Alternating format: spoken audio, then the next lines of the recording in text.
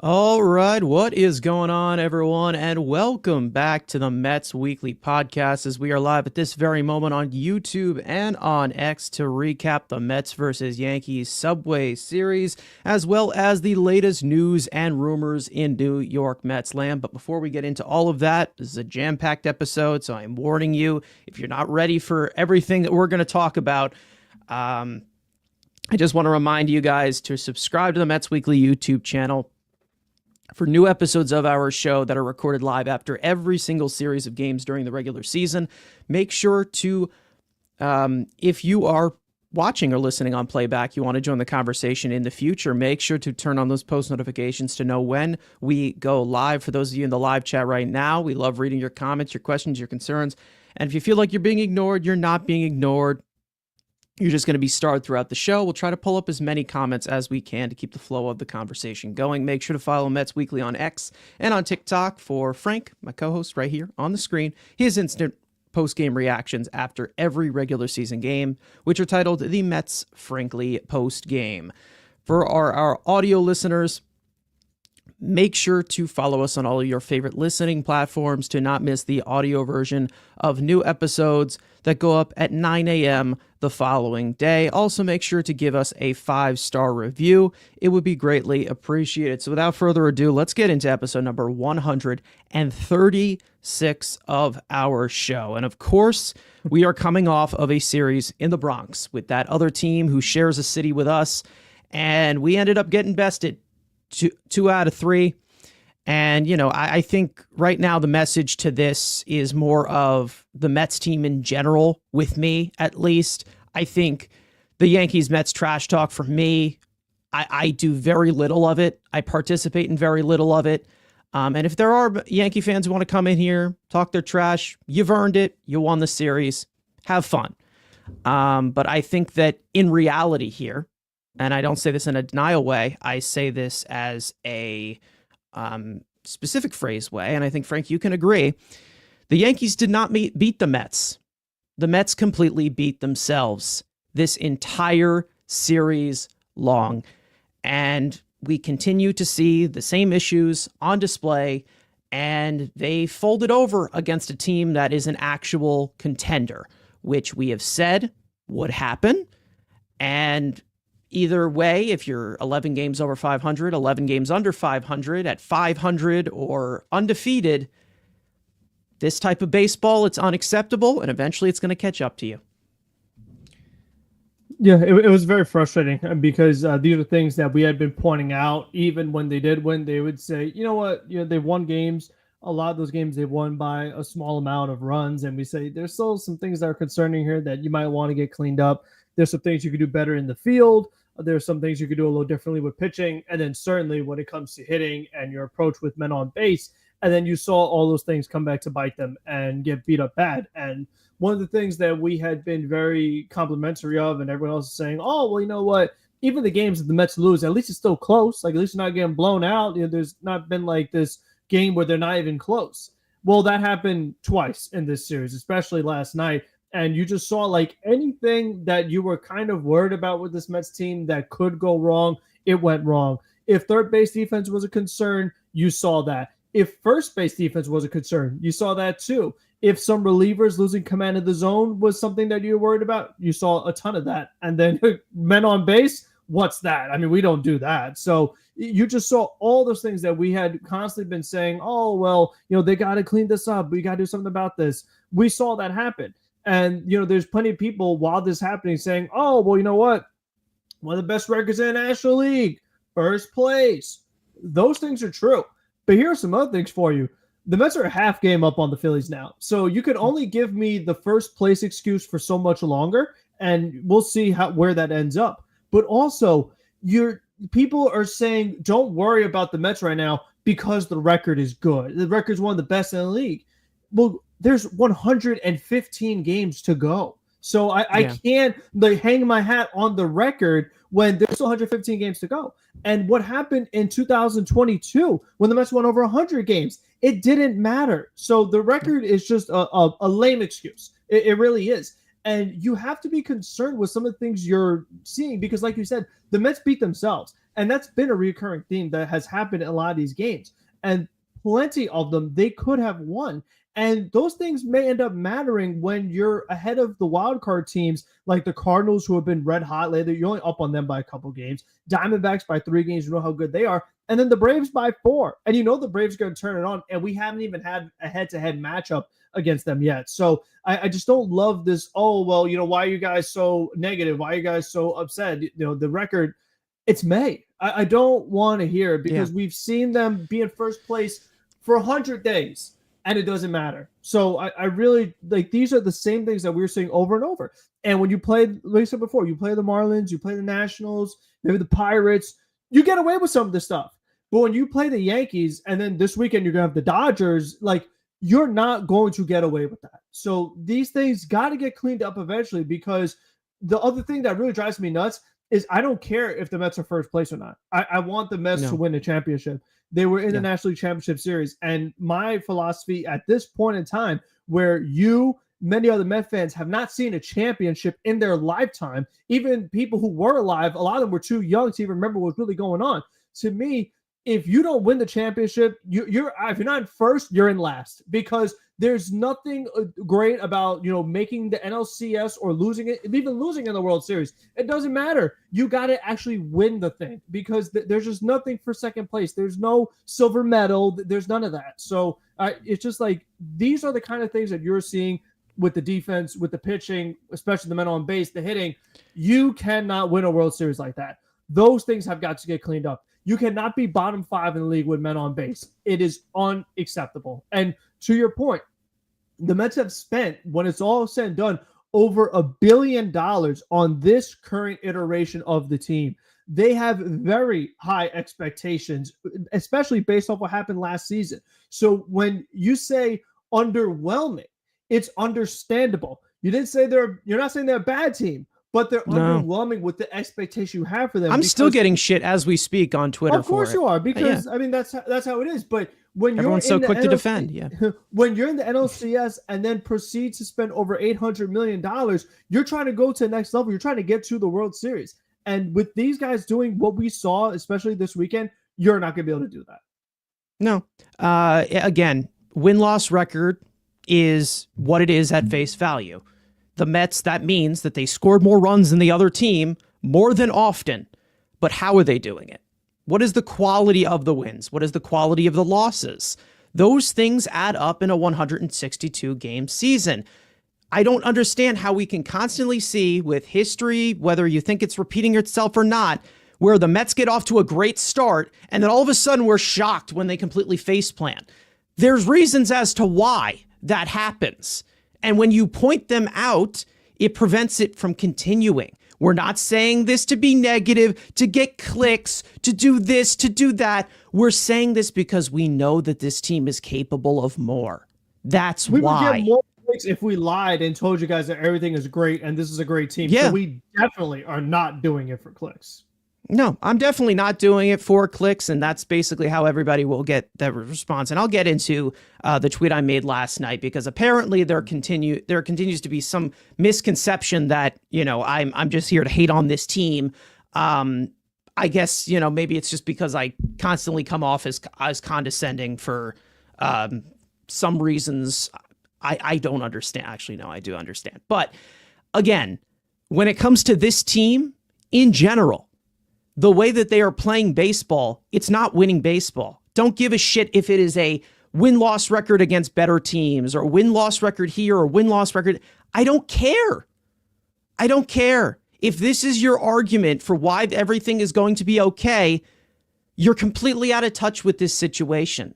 I don't give a shit. Don't care. I don't care if they're in first place. I don't even care if they're undefeated. The season's not done yet. And that's the same argument that I get right back from somebody. They'll tell me, well, it's only April, but then all of a sudden the April record matters in this argument too. You can't have it both ways. I just feel like we're constantly here with low standards. There needs to be high expectation. Aim higher, please. Aim higher. I'm begging people to aim higher. It's not being entitled. It's having expectation. This is what the Mets put into this team. Expectation. Obviously inflated by one player in this lineup, but this is over $1 billion spent on an offense. And you're telling me that constantly coming across with 2 to 3 runs pretty much every single game for a majority of games is not underwhelming? Quality of wins, quality of losses. This is a thing. And they will catch up to you when you're playing, when you meet your match, such as the Dodgers, such as the Braves, who, I know, they start off 0-7.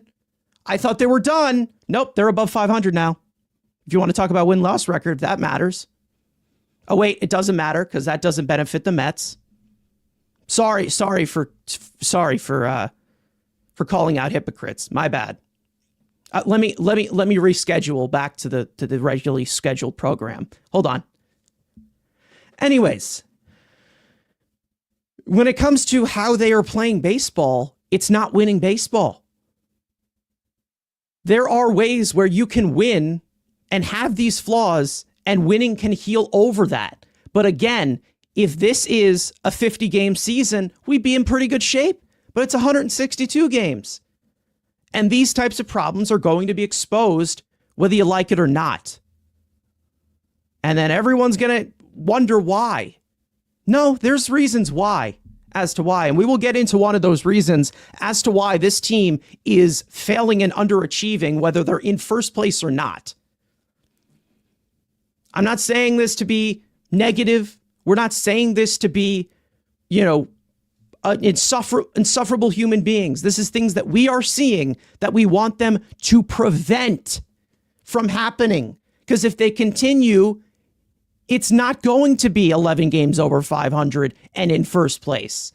This is about sustainable outlook. We don't want them to be perfect. We want them to be efficient. They haven't been efficient. They're not playing winning baseball. And to be honest, they really have not played winning baseball since opening day. Hate to burst the bubble. It's going to catch up. It will catch up unless something improves, which in the big department that we will eventually talk about, no improvement whatsoever.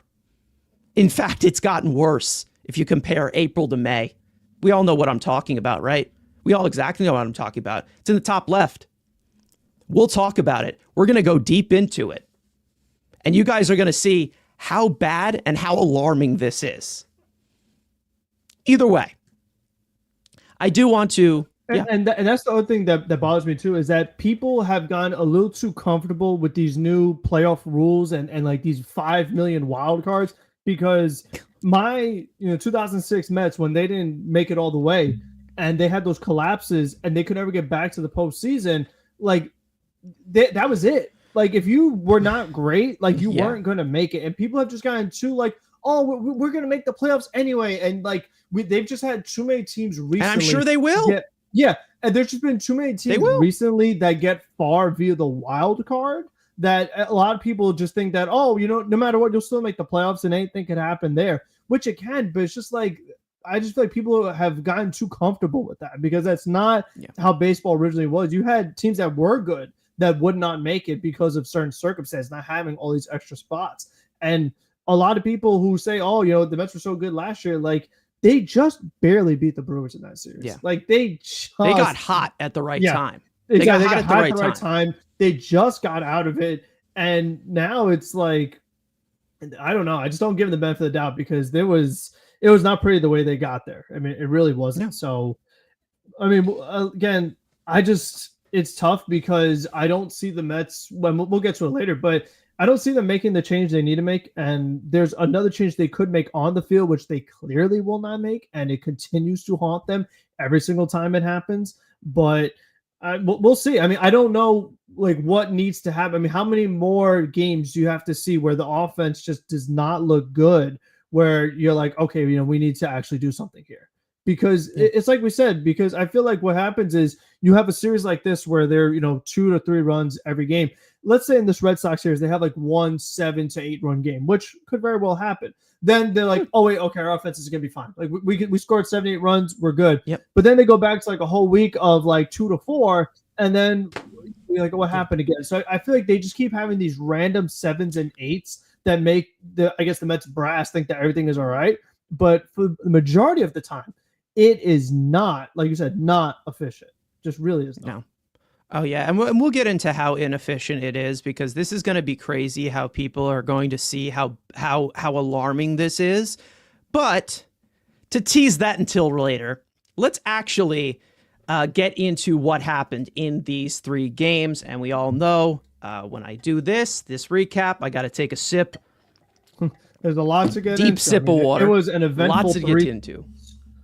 Yeah, definitely. In the Bronx, off to with the Yankees. First Subway Series with Juan Soto back in the Bronx. The big headline.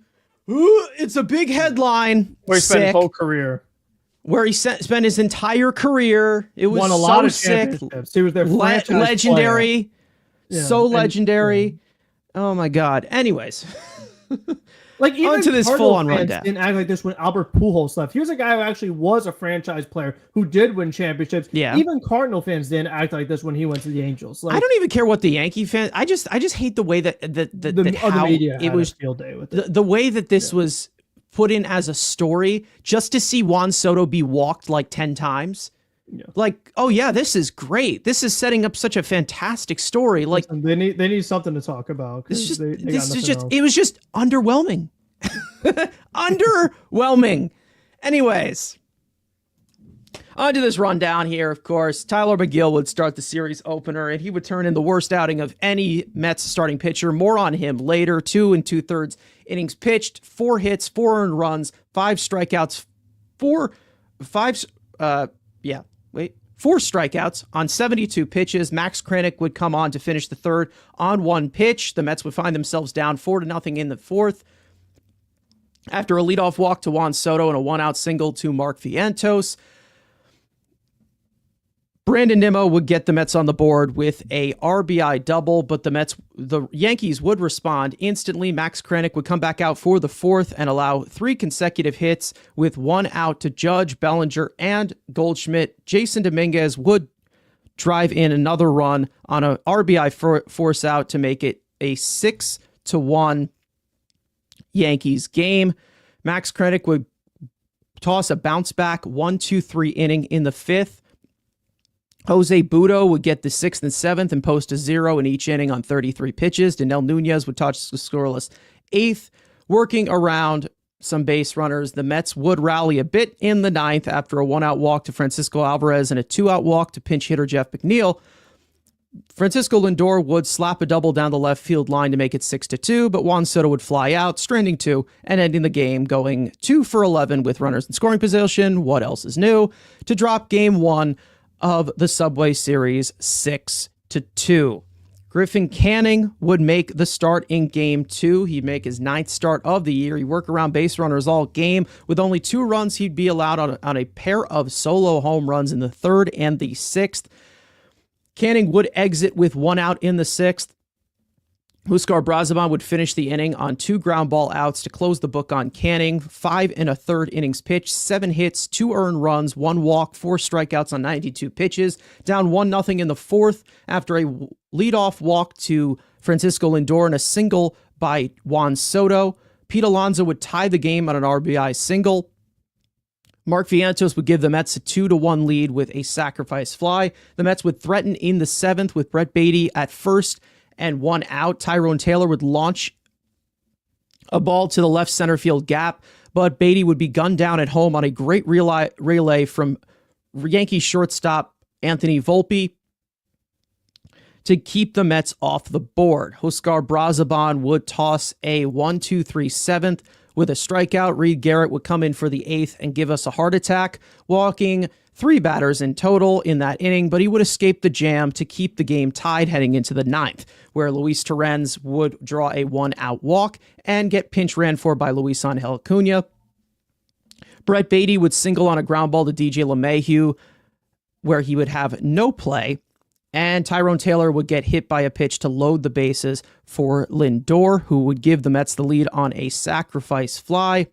In the bottom of the ninth, Edwin Diaz would come on for the save, and he'd retire the side on 17 pitches, striking out Austin Wells and the best hitter in all of baseball, Aaron Judge, to secure a victory in Game 2 for the Mets, 3-2. Game 3, David Peterson would start the series finale, and he'd run into some trouble in the first, allowing 2 runs to come across, 1 unearned after a leadoff fielding error by Mark Vientos. Peterson would work in out in trouble and finish with a solid line. 6 innings pitched, 3 hits, 1 earned run, 4 walks, 4 strikeouts on 101 pitches. The Mets would respond in the second inning after a leadoff single by Mark Vientos and a walk to Brandon Nimmo. Jeff McNeil would get the Mets on the board with a RBI single.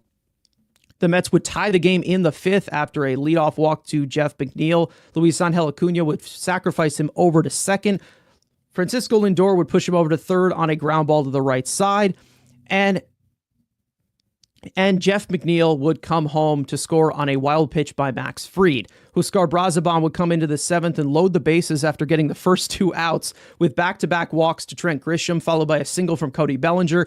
But Brazaban would strike out Anthony Volpe to keep the game tied, coming back from 3-0 in the count. But Ryan Stanek would struggle in the 8th after a leadoff walk to Jason Dominguez. Austin Wells would pull a 1-out double to make it 2nd and 3rd. The Yankees would take a 3-2 lead after Pete Alonso would completely airmail a throw home on a ground ball hit right to him, and the floodgates would open from there. Paul Goldschmidt would give the Yankees a 4-2 lead with a RBI single. Genesis Cabrera would come in for Stanek, and after walking a batter of his own, then he would surrender the big blow, a grand slam to Cody Bellinger, to extend the Yankees' lead to 8-2 and put the game out of reach, as the Mets would surrender 6 unearned runs, with Mets pitchers walking 8 batters to drop Game 3 in the Bronx 8-2. The Mets are now 29-18 on the season, currently holding first place as we speak over the Phillies by just a half a game. Now, this was basically a full display of a lot of the issues we've had this year that we continue to point out. Game 3 became a disaster real quick. After it was a tight game for many of these innings. It's just constant red flags that we continue to see, whether they are in first place or not. Can we even say that after tonight? Who knows? Phillies play the Rockies. So we all know the Rockies stink. So the Mets are going to have to win tonight to maintain first place, most likely.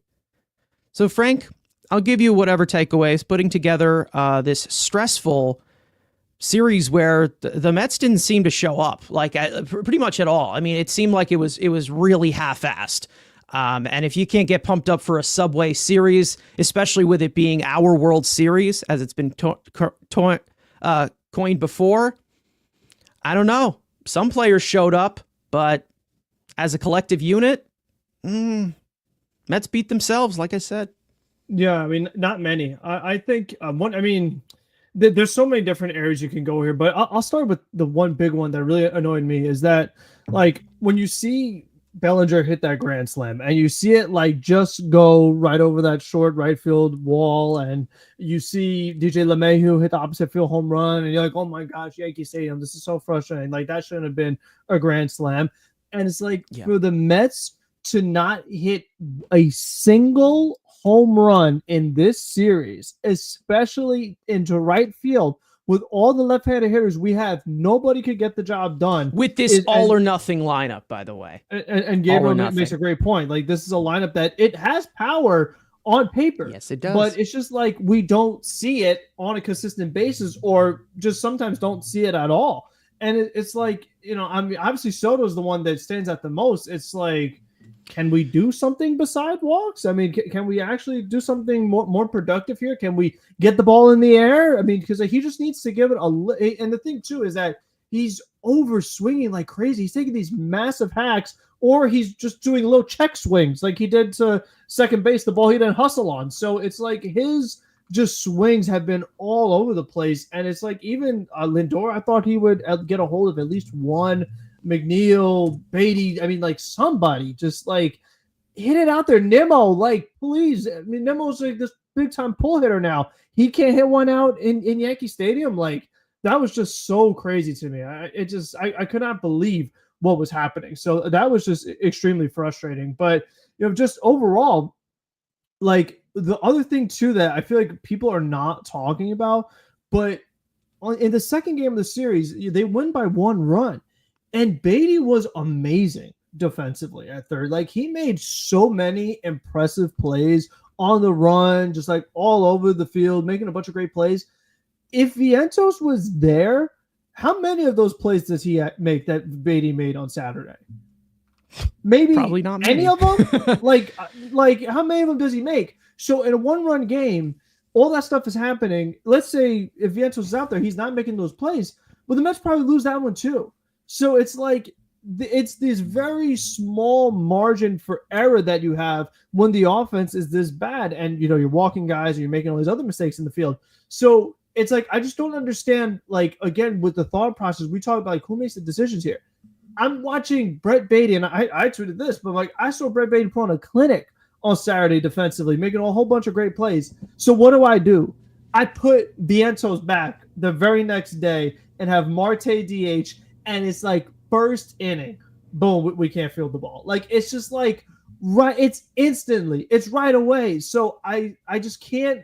I don't understand this. Like we've talked about it. We talked about before the season started. We were unsure as to what Marte is doing here, and now we know it's to put his arms around Juan Soto when he can't get the job done. I mean that is ultimately the biggest asset that he provides to this team because he doesn't play the outfield anymore. If he does, it's only for 5 innings. He's not allowed to steal bases anymore. And he can't even get on base to begin with. So he's not DHing, really. He's not really hitting. He's here to be Soto's, I don't know, buddy. That's literally what he's here for. Because I just don't understand how it's like when you take Beatty out of third base and you put Vientos there and you put Marte and DH as the full-on replacement, you're hurting yourself defensively and offensively. It's like the most net negative decision you could make as a team, yet they are continuing to do it, and the same thing is happening over and over. And I don't understand it at all. And like the other thing that drives me nuts too is that Peterson's on the mound, ground ball pitcher. You would think that you would put your best infielders out there when you have a ground ball pitcher. Like if there was one time that Vientos should not be out there, it's when Peterson is pitching. And sure enough, what happened? The ball was on the ground and everything was going crazy around him. Like it's so frustrating. It's like these are things that you would think should not happen, cannot happen, and they continue to.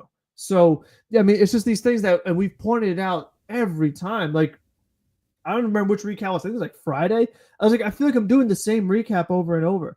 Mets were 2 for 11 today, 1 for 9. They left 7 on base. They left 9 on base. Like the same thing over and over. And it's the same culprits too. I mean, when you look at what some of these guys are hitting with runners in scoring position, Soto is down to 132 with runners in scoring position this season. He batted 345 last season with runners in scoring position. I mean, what is going on here? Lindor is batting 200, Nimmo 232, Vientos is 136, and like those are the two guys that are alternating DHing. Like these are the kind of numbers that we are seeing with these guys on base. And as a team now, I mean, I remember a couple streams ago, I was talking about how like the Mets were batting like 225 with runners in scoring position. They're down to 220. So to your point, it is getting worse. So it's like you're seeing these things happen over and over. And then when you face the team with a good offense, the number one offense, in the case of the Yankees, they can hit home runs, you're not going to get away with it. So it was just really frustrating to see this happen. But I'm not surprised. Like, I'm not like, oh my gosh, I can't believe that Alonso totally airmailed a throw. Like, I'm not exaggerating. I genuinely think there's no player that I could remember when they get the ball and they have to throw it, I am like terrified. I am like, what is going to happen here? And it doesn't even matter what the throw is. A throw from first base to home plate while playing the infield in is not a difficult play for a first baseman.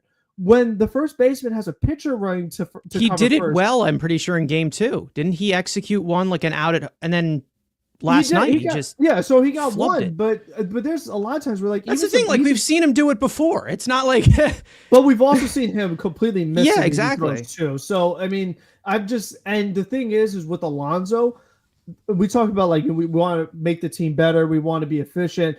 That's never getting fixed. Like that, we just have to live with that. Like we could point out flaws that could be addressed, like we want to score in position and just put Beatty at third base. That solves the Vientos issue.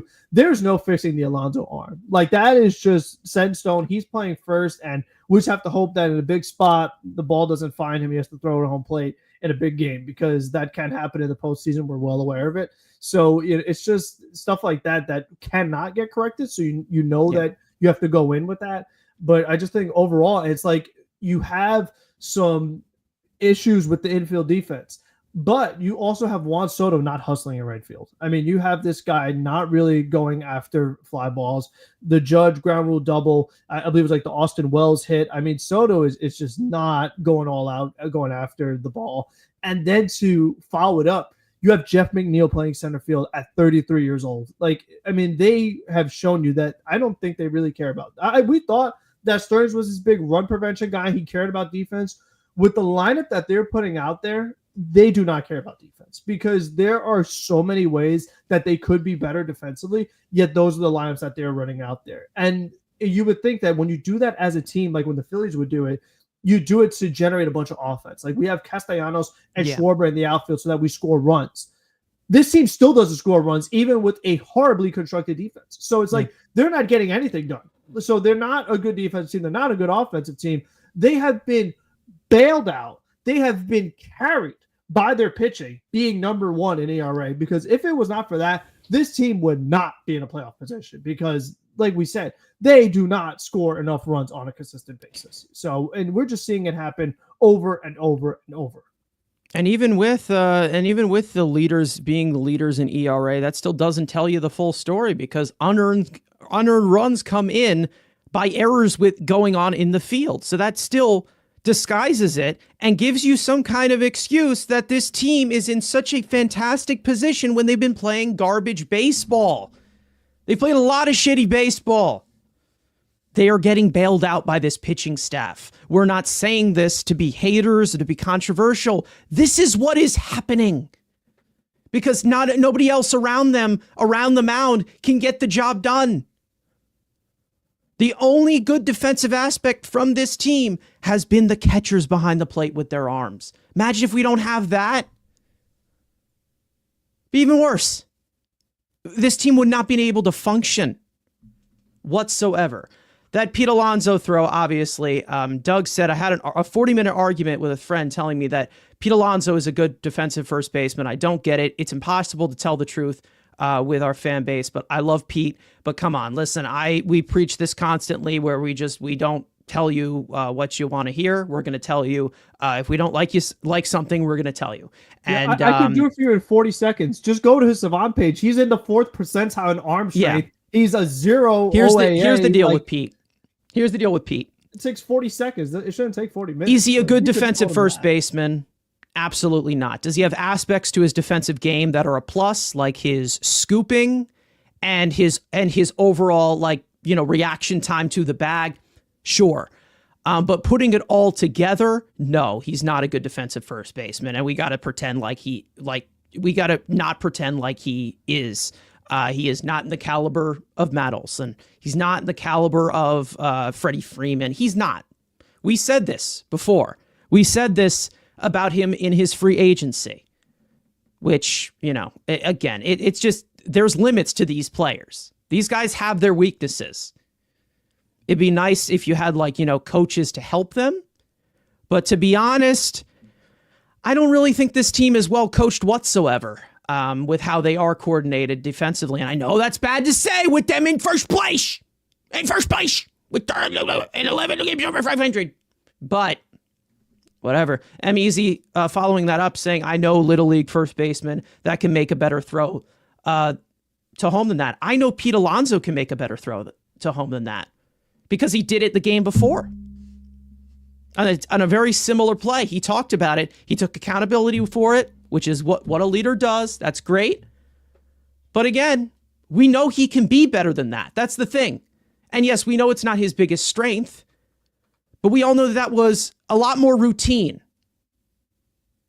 than all these other things. There are aspects that you can pick out that you do like and you don't like. Another guy we've talked about, Jeremy Hefner. Jeremy Hefner's done a great job with this pitching staff this year. He has. And it's improved ever since David Stearns came in here. And we definitely have a lot to look forward to, especially with the young guys as well. But there are things about Jeremy Hefner that annoy us. And we're going to tell you. It's not to say that he's bad at his job. Sometimes the timing of him coming out to the mound, it's a little late. It's, to slow things down. I'd like to see him slow things down sometimes. Doesn't tell me that this is going to be, oh, well, that's it. I need him fired. No, that doesn't mean, no. Not what I'm saying. We're taking this way to an extreme. I feel like some things that we say on here, it's like, we're completely negating every single aspect of somebody by pointing out one. And speaking of those multiple aspects, with Pete Alonso's defense, like we have said, he's not good at it. He isn't. All right. At best, he is, I don't know. I don't even know what to say. He's not great. All right. He is not a great defensive first baseman. We know he's not. He's here to hit.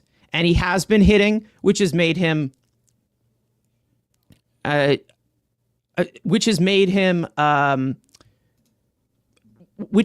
continue on as a player because he's a hitter. That's what he's known to do. You can still get on him for that throw because it basically lost them the game. There's other factors as well. But again, that was a bad throw. I know he can do something better than that. I know he can. And it's all of these situations of, I know you can do better. Do better. I know you can do better. A lot of these issues on this team, mental. We've seen them argue with umpires while the player is going on. We have seen them make stupid throws, make stupid decisions constantly. What was that like a few weeks ago? Brandon Nimmo throwing to the wrong base or something. All of these guys are making these he threw to dumb third decisions with a guy going from first to second. Like he threw it on the wrong side of the field. Yeah. Again, it's like, and we can't even list out every single instance when this has happened because this is every series. Every series we're talking about these mental mistakes that should not be happening for a World Series team. World Series contender. Should not be happening. We shouldn't have to be talking about this. If you make a mistake, you make a mistake, but it's every single game. Piecing together a good quality 9 innings of baseball, an efficient 9 innings of baseball, has been a problem. We can't just hide behind the pitching staff being top 5 in everything. Because there are instances, and there were in this series, where it's not going to be there. And you're going to drop dead. Nothing's going to happen. Lots of unsustainable play in front of you. I don't care about if this gave you the good result or not. The next time, it's not going to be there. Most likely. Luck goes both ways. That was another excuse that I got on Twitter that runners in scoring position to success is more luck.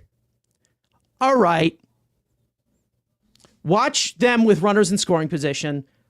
Look at the decisions that they make, the swing decisions, the overall mindset that they have to, I don't know, fish for walks, stare at pitches in the zone, look at the other, and we'll get into that in a second. This is inefficient baseball. And it's getting bailed out by one aspect. Again, the team is 11 games over 500. The pitching is doing well. And the offense has tons of offensive talent on it, but still cannot break through. and show the actual potential that it has. I don't want it to be potential. I want it to be shown now. It's time. We're 50 games in. Show it. I am not going to talk about a team that is a $400 million payroll and applaud them for being an expensive version of the Seattle Mariners, where the pitching is there and nothing else shows up. Which, to be honest, the Mariners have actually hit okay this year, to be honest. So if you're getting lapped in that sense. Well, that was the thing, too, is that they showed this graphic during the Subway Series that it was the Mets and the Yankees. They have like 9 guys, OPS plus 100 or above. I mean, that was going into the game. Yeah. And the Yankees have that, and the Mariners have it. But like I have that right on my screen right now. Yeah, but like we've said before, while a certain player might be a 130 bat, generally speaking, or above 100, when there's runners in scoring position, they are not that. They are all below. Most of them are below 100. Yeah. So they've become 2 separate players. So are they underwhelming? Does that sound underwhelming to you? Because you're not doing obviously what you're capable of, because you're doing it when there's nobody on base, which we've said constantly. Yeah. And then that's what I will address as of right now before we get into it. I made a tweet last night on Twitter, still getting shit for it. Probably. I think I muted it or whatever. I said that this Mets team is one of the, I don't know if it's just the expectation that has been put in front of us with the high payroll and what they're paying these guys, that this team is the most underwhelming Mets team that I have seen in my life. Now, is that maybe an exaggeration? Whatever. If you want to call it that, whatever. Obviously, the responses I got fill in the blank of 3 different things. We're in first place, 11 games over 500. And then the other one is, are you 5? Because you haven't seen that many Mets teams. And then the other one just basically telling me to jump off of a bridge. Which is Twitter. I can take it, whatever. I have been in social media for years. I can take it. Fine. Let me explain why I say this. Because unfortunately, we obviously need to look at face value and give arguments without context all the time, because of course Twitter has a character limit. So anyways, let me tell you why I say that, okay? You have a $400+ million payroll right now. Your $800 million player is underperforming. Whether he has good underlying numbers or not, he's underperforming, and he's not playing to the standard that we expected him to. You have a lineup right now that is, whether it is top 10 in all of these categories, still can't manufacture enough runs to separate themselves from other offenses. You have mental mistakes in the field. You have mental mistakes on the base paths. You have mental mistakes everywhere. Why does this sound so familiar? Why does it sound so familiar that even though this team is so far above 500, why are they why are they so underwhelming? Well, does this not sound underwhelming to you? The Mets are bottom 5 in every runners in scoring position category. We know they are. Nearly everyone. And I will pull it up here. You look at this Mets lineup, like you just said, they have 8 guys at this current moment that are over league average in OPS plus. Alonso, McNeil, Soto, Lindor, Torrens, Winker, hurt. Beatty, Nimmo, and that's not even including Mark Vientos, who we have seen produce at an above average level. Francisco Alvarez, that we know can and is known for his bat, or at least was. That doesn't even include Starling Marte, the best DH ever, and constantly just underperforming. I say this not to be negative, to get clicks, to be different. I don't say it because of that. because what I'm seeing on the field is so much offensive talent. This was another thing. The Mets are top 5 in every StatCast category too. Hard hit percentage, barrel rate, expected weighted on base average. All of these stats, that's great. Awesome. But again, we're not seeing that philosophy and process translate to runs. And that's why it's underwhelming. That's why. Not just in the offensive standpoint. The way that they are relying on the pitching staff, which everyone said is weak, by the way. The way that they're relying on the pitching staff constantly. Defensive miscues. Good teams don't do that. Good teams do not do this on a daily basis. Every single series that has gone through this year, we have talked about. We're always talking about a defensive miscue that screwed up the game. We're always talking about the lack of runners in scoring position production. Because it is in every series. It's happened in every series. And we're not asking them to be perfect again. We're asking them to be efficient.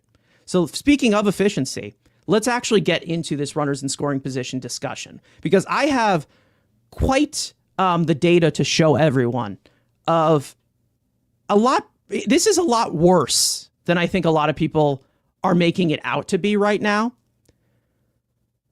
And again, it's not because they're bad.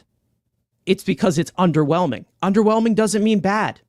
So let me tell you what I'm talking about. So let's take a look of this runners in scoring position situation. Individually, as a team first. Now, these numbers are skewered before the game last night, which I don't think is, much different, of course. But again, keep that in mind. So obviously, they just can't cash in because, again, when it comes to all of this production, it's great. The Mets are top 10 in so many different categories right now. Well, in team ranks with runners in scoring position, they are in the bottom 10 in batting average. They are the bottom 10 in batting average on balls in play. They strike out the most. They strike out in the bottom 5. On base percentage in the bottom 5. Slugging near the bottom 10, I guess.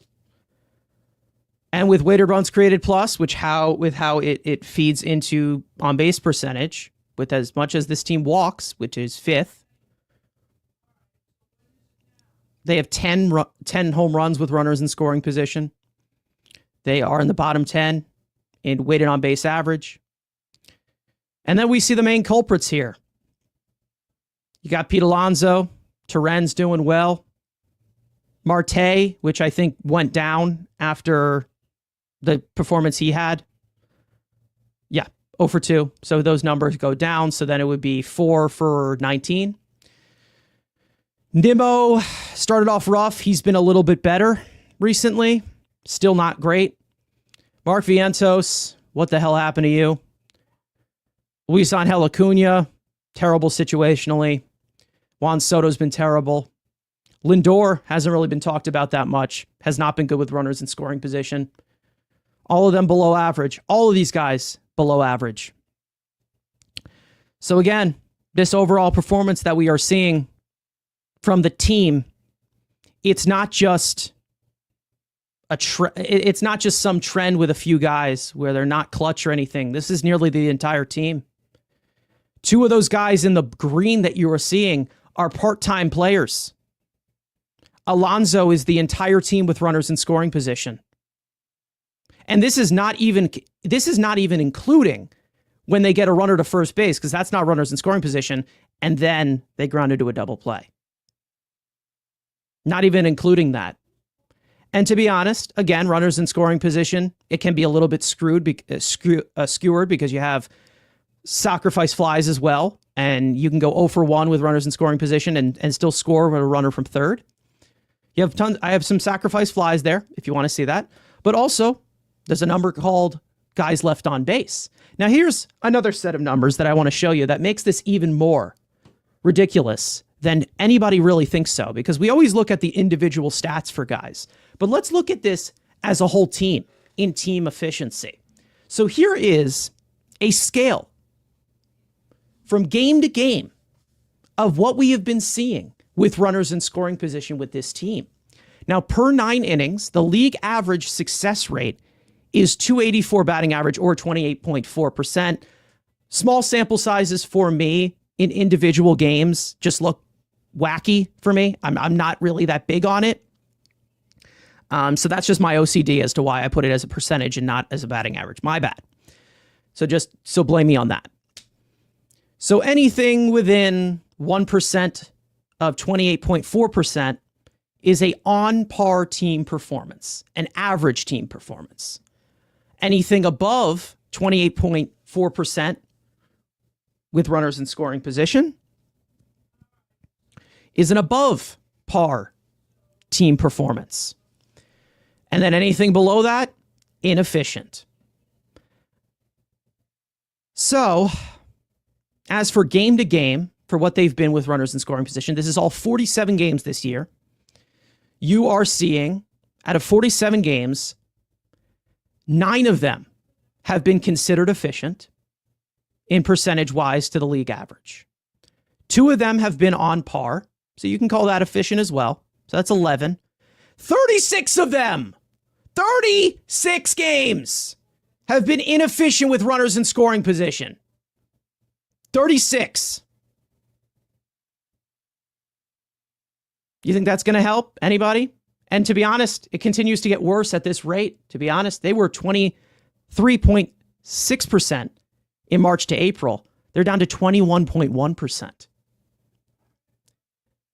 And again, like I said, it can be skewered because, sacrifice flies can happen, which the Mets are in the top end. So left on base. They have left 313 runners on base in 47 games. That is insane. That's nuts. Per game. That's almost 7 runners left on base per game every night. Every night that is happening. And once again, you're even seeing this gradually with these game logs when they have a good game. That little, what is that? That little 3 game from game 28 to 30 right there. 100%, 58.8%, 100%. Great little stretch right there. Where'd it go? Disappeared. Disappeared. Completely disappeared. So those above average guys, and listen, it's not really that much. And that's the thing. We get a lot of criticism for criticizing this team the way that we do. We're not asking them to be perfect. We're not asking them to be 100%. We're asking them to be 284 with runners in scoring position in the game for efficiency.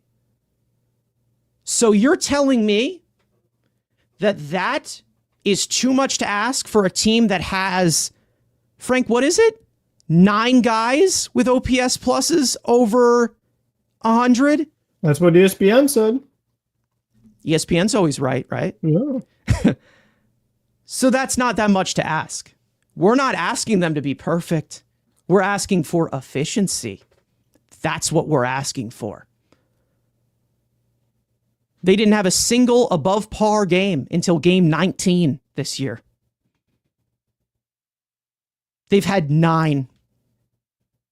9. That's it. They don't even have 100 hits with runners in scoring position this year. It's the middle of May. Frank, again, I'm going to insert another overreaction. You guys can overreact. You guys can say it's an overreaction all you want. Go ahead. I'm giving you an overreaction warning here. If this continues, any World Series aspirations that anybody had with this team, they will go down the toilet. And everyone's going to look back oh, this team won 103 games. Why is it so bad? Why did they not get anything done? This is why. This is why. And to be honest, we're not asking for the world. Like I said, we're asking for 287. with an offense, once again, with 8, 9 hitters. Situationally, they've stunk. And they shouldn't stink. Frank, I'll swing it over to you. This is what we've seen all year. Oh, yeah. This is how bad it is, guys. We're not even over-exaggerating at this point. And we all know what the issues are. Constantly. They're on display. But hey, once again, Frank, we're in first place. So shut up. Shut up. This isn't a problem. This isn't a glaring problem you got to address. We are in first place. And to be honest, I feel like that's going to scare the Dodgers away this week. We're just going to say, hey, we're in first place. And they're going to be like, okay, well, you have us beat. Meanwhile, they're holding a World Series trophy from last year. And we're sitting here as one of the worst teams with runners in scoring position. Frank, it's all yours. Yeah, and it's funny you mentioned the Dodgers because they're the best with runners in scoring position. They hit 306 with runners in scoring position. The Mets hit 220. So the Mets are not even in the same league when it comes to hitting with men on base. And even the Cubs are 290, and the Mets did win a series against them. So everything is all fine and dandy. But now I'm going to go a little further because, you showed the numbers of the individual players and the guys who, WRC plus, low, not doing good when it comes to men on base. But the underwhelming aspect of it is when you look at how these players did last season with men on base. Yes. So you have Lindor, who is hitting 200 run scoring position this year. He hit 274 last season. So when it comes to expectations, that's underwhelming. Alonso's been the reverse. I mean, we know last year we complained all year. He's been great. Okay. Nimmo, even with as terrible as Nimmo was in the second half last season, he still hit 314 with runners in scoring position. Yes, he this did. year down to 232. I mean, Vientos 136 after being 255 last year. So most of these guys, I mean, Marte, he's 222 now. He was 313 last season. So this is where the underwhelming aspect of it is coming from, because it's not like you have a lineup full of a bunch of scrubs. You have a lineup that they paid a lot of money for, that we had good expectations for. And like you said, going into the season, everyone said this team was going to be better on hitting than they were in pitching. It's been the total opposite. So, I mean, that's where the underwhelming aspect comes from, is that you have higher expectations for Lindor with men on base, for Nimmo, Vientos, Marte. Like, you expect these guys to come through much more frequently with runners scoring position. And Soto is the main culprit because I said earlier, but he had 345 last year runners scoring position. He's 132 this year. It's just insane, the disparity from where they were last season. So it's just the players individually. So that's where the underwhelming aspect comes from, because if these guys were just close to where they were last year with men on base, they're amazing. Like, this team is like not only first place, but they have one of the best record. They have the best record in the league by far, probably, if these guys actually did what they're supposed to, because we talked about a lot of these runs, a lot of these games are decided by one run or so. So it's like you actually have these guys doing what they're capable of, and you're looking much better. So that's the thing. That's where, for me, the underwhelming aspect would come from, is that if this was a team that had a bunch of guys that weren't very good, you can't say you're disappointed. You can't say you're underwhelmed because you didn't expect much to begin with. But when you have World Series aspirations, you have these players, you spend this amount of money on the team, you expect to get much more than what you've gotten. And like you're showing, most of the time, they're not giving you what they should have. They're not even giving you average offensive production. And the fact that it is getting worse and is happening much more consistently is also very concerning. So we'll see how it goes. And you know what?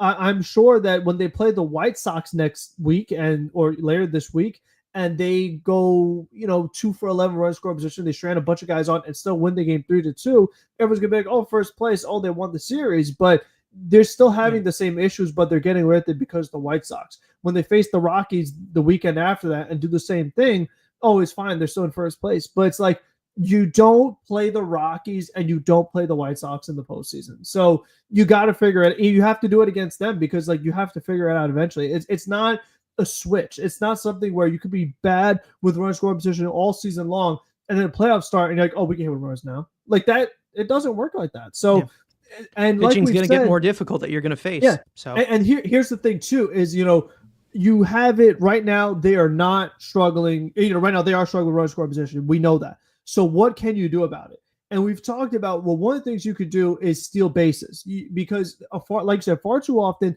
their approach with men on is that they're looking for walks, and that they draw walks, they get on base, but then they can't do anything about it. And the problem also with this team, and I've said before, is the lack of speed. Don't steal bases. They don't go first to third. They can't score from first when they actually do hit the ball. They can't score from second. It's like they don't have the other ways you could go about it if you're struggling with men on base. It's like you could do other things to make up for it with your speed. They don't have that. I mean, the way this team is constructed, they are extremely slow. I mean, and it just frustrates me that Lindor is not being more aggressive trying to steal bases because, I mean, between Pete and Vientos and Jeff and then Beatty getting nailed at home plate, and that's Alvarez, another thing of these so guys, many guys performing who are individually brutally slow. And I bet they have to be below league average as far as sprint speed, especially per positions. Oh, yeah. Like they have got to be below league average a lot of errors. Nimmo does not steal bases anymore. So it's like you have just this entire team outside of Acuna. These guys are not stealing bases. They're not being aggressive. They can't go first to third. They can't go second to home. So when they're just drawing walks, it's like they literally need to hit the ball out of the ballpark to get runs, because even if they got a single, they're probably getting one run out of it. And it's like, that's still not going to get it done. So that's the thing that's frustrating too, is that even when they do get the hits with runners in scoring position, they're still not going to score that many runs with how slow these guys are. Yeah. No, that's another thing that you can add here. It's like, yeah, they're getting the hits. Yeah, we have at face value, we're seeing, oh, well, they're as a team, they're top in this. Yeah, they are. Because that's the so thing they too. should be showing it when it matters. So that's the thing too, is that there's plenty of times where they do have runs in scoring position and they draw walks. So you might say like good WRC plus, good OPS, like you could say that, but that's why we look at the thing. Yeah, but that's really good. The average with runners scoring position, like the amount of runners stranded, like the 40 double plays, like all these other things, they overcome it. That it's like, no, wait a minute. There's like all these other things that say no, because this context is not good. And the most doesn't important thing matter. The most important thing, you finish with 2 runs scored or 3 runs scored. So you can get a bunch of guys on, all but that, if you're not nothing. cashing them in, it doesn't matter. Yeah. And then the pitching has got to be on the workhorse. And I saw some people talking about Mendoza in the chat. It's just like, yes, Mendoza has made some questionable calls. I'm not going to let him go off freely. But when the hitting is so awful and so inept like this, hit more. And then you wouldn't have to talk about that.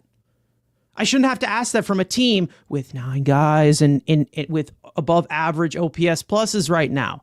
Not even including some guys who have had success in the past before. This is the whole thing where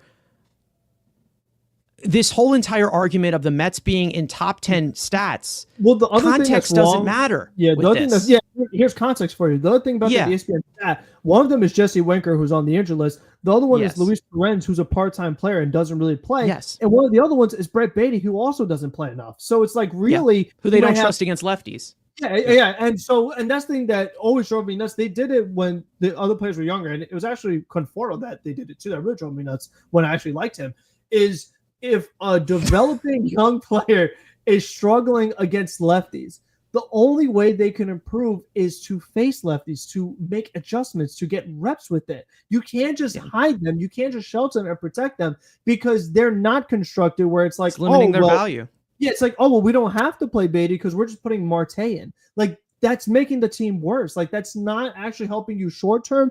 And more important, it's not helping you long term, because hopefully Beatty could be here for a long time. And after this season, we don't have to see Marte anymore. So it's like we should put more value in trying to have Beatty overcome these issues and face his fears, so to speak, than just having Marte out there with total uncompetitive at bats. And he, like, you want to talk about bad swing decisions, bad approaches with runners in scoring position. He's the epitome of it. He is the king in swinging at bad pitches and taking good pitches. And he does it all the time. But this, Carson, is our veteran leader. This is our mentor for Juan Soto. This is the guy our young players should look up to. The guy that does everything totally wrong at the plate is the guy who's supposed to be the veteran leader. Yeah. And gets paid like an everyday player to do it. Yep. Sick. Crazy. Crazy concept, isn't it? It's the fact that, this is my whole thing with this. And what I really think gets very misconstrued with a lot of people that I talk to a lot, whether they disagree with me or not. A lot of these numbers get used as a Bible and not a resource. Like we have said before, it needs to be used as a resource. Like weighted runs created plus, like we have said. It is a good measurement of offensive production, but there's flaws to it too. They weigh out maybe a little bit too much, to walks a little bit, and don't factor in, the speed of the player that can steal bases. There's weighted runs created because there's so many opportunities. Because like you said, they're stranding so many runners and squandering so many opportunities. But a lot of those weighted runs created are not actually. I used to have this argument like many years ago. Runs created. You know what I mean? Like they should. There's a difference between run creation and run production. That's the different thing, and that's the one thing that I think sets a lot of people off with weighted runs created plus. And even with that in mind, there also is a part of weighted runs created plus that is not predictive. They don't have any predictive. That's what for StatCast things. Like there's a different way that you can look at it of where things are flawed. And that's the way that I like to explain them on this show, where I'm like, okay, well, this is a good way to look at something, but also we have another way that you can look at it, because some things can be flawed and some things can be skewered. Some things can be like that. And for some reason, we constantly see things of how it's Bible to make everyone feel secure of, well, they're top 10 in ERA. They're top 10 in weighted runs created plus, so they're fine. Context doesn't matter in that conversation. It does, because I'll have people go after me for Jeff McNeil, for the stuff that I've said about Jeff McNeil. But again, it's about the context here with Jeff McNeil. My problem with Jeff McNeil has nothing to do with his production. It's more of what he can provide to this team. Because again, the way that he is producing and why his OPS plus is so high, because again, context matters. He's been taking a good amount of walks. He hits singles, doesn't really have much power. I don't know how many he has like 5 extra base hits right now. But what is he going to do when he gets on? He's not going to steal. He's not going to go first to third. So again, it's basically how this team gels together and how efficient it is for the team. It's not about the stat line. Oh, well, Pete Alonso's in the top of MVP. That's all I care about. No, I don't care. I don't care. I care about efficient offense, efficient team. That's not my problem with McNeil, because I know that McNeil can be a plus bat. I've seen him do it before. It's not my problem with him. And when he's not a plus bat, that's when I really start to get on him. But again, it's more of what these guys provide and how they complement each other. And the full-on stats of, well, they're top 10 in this category as a team, that doesn't tell you the entire story of what's going on here. And that's, again, top 10 in offensive categories, but yet they're not scoring runs. Why is that? Why is that? No, it's just, the world's against us. That's it. Got to play the victim. Because, every $1 billion lineup and $400 million payroll, we need to find excuses as to why things are not working out. Instead of actually looking at the information as to why and addressing it, we need to continue to use that as a crutch to make ourselves feel better. Because again, if they're top in ERA and they're 7th in weighted runs created plus right now, hang the banner. Go ahead. While the Dodgers go ahead and win an actual banner and win a World Series. Go ahead and do that. I don't want to hear it. I just don't want to. Again, in context, there's problems here. There's issues. It's about the quality of wins for me, not the quantity. And then that might maybe say that I'm discrediting their win-loss record. No, I'm saying that there's issues and they shouldn't be complacent with what is happening right now. if you're okay with the way that they're playing baseball right now because they're winning, it's not going to keep up. And then we're going to talk about this in July if this continues, these types of habits continue. We're going to talk about this in July and August, and they're going to be like, what happened? We were 11 games over 500. What happened? Here's what happened. The signs were there the whole time. Look under the hood. That was me looking under the hood. I'm a good mime. It's right there. It was right there. It's right there the entire time. We have said this all year.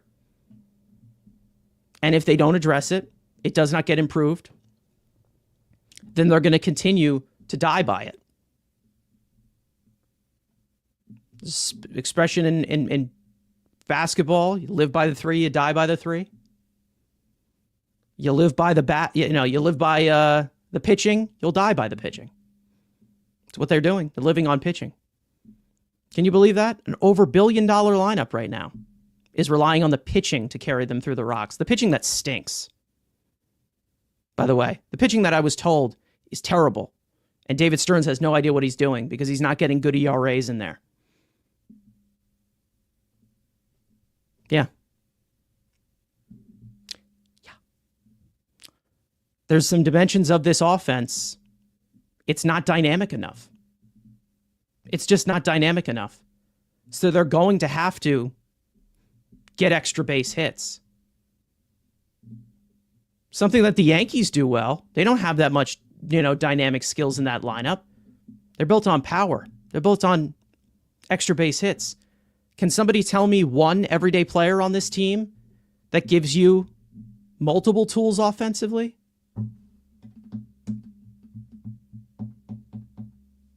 Maybe Lindor, which he hasn't really been doing that much.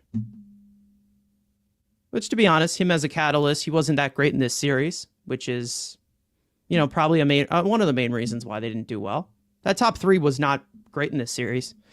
Soto, we know, doesn't even care to run at this point. He was jogging on to first yesterday. Pete Alonso, those thunder thighs ain't moving quick. Is Luis Torrens going to steal bases? Brett Beatty going to steal bases? Jeff McNeil? Francisco Alvarez, is he going to do that?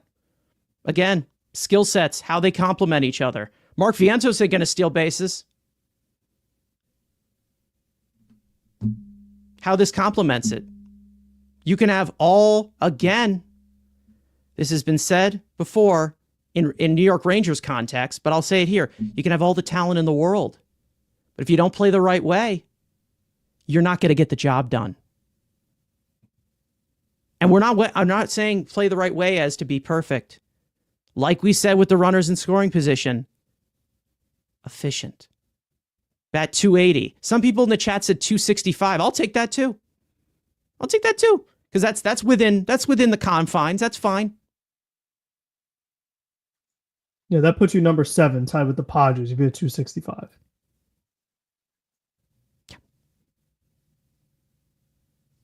It's better than what we're seeing right now. A lot better than 220.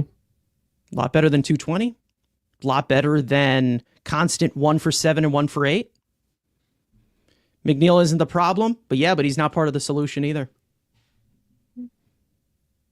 That's the thing. You have a lot of guys who it's not really complemented well, and they're going to have to live and die by a lot of aspects in this game. It's basically how it is. Some of the comments in here, I do want to get into a few of them because there is, some of these comments, I feel like a lot of them agreeing with us.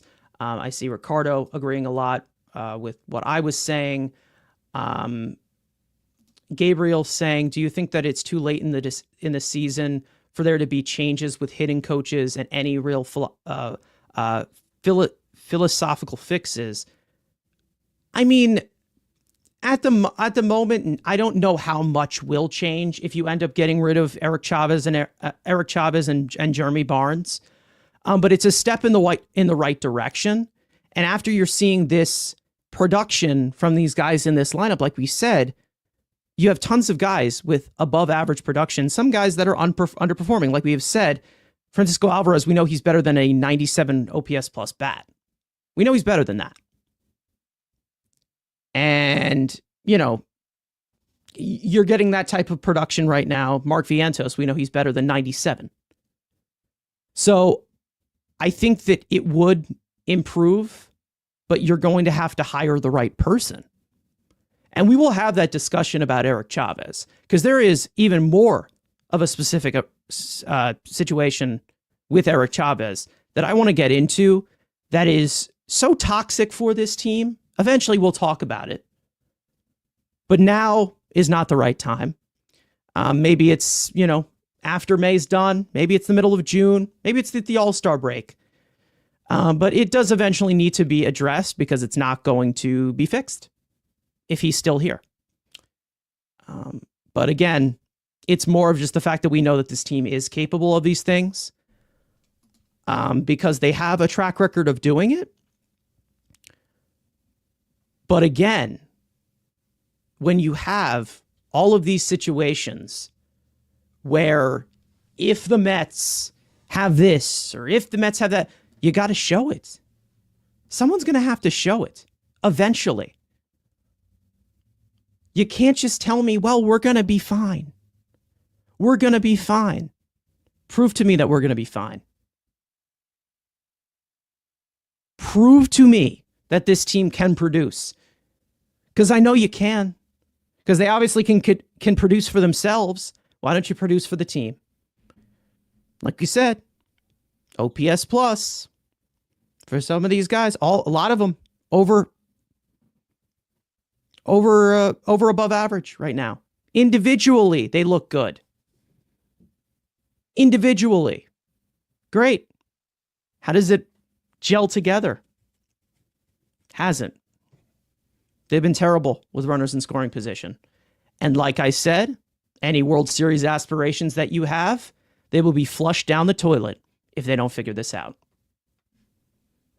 Because we saw what happens when they don't hit with runners in scoring position and the pitching doesn't do what it's been confident in doing so far, which is carrying them through, you know, the fire. When that doesn't happen, you're losing. And we saw that in this series against a Yankees team that doesn't let up mistakes like the Pirates do.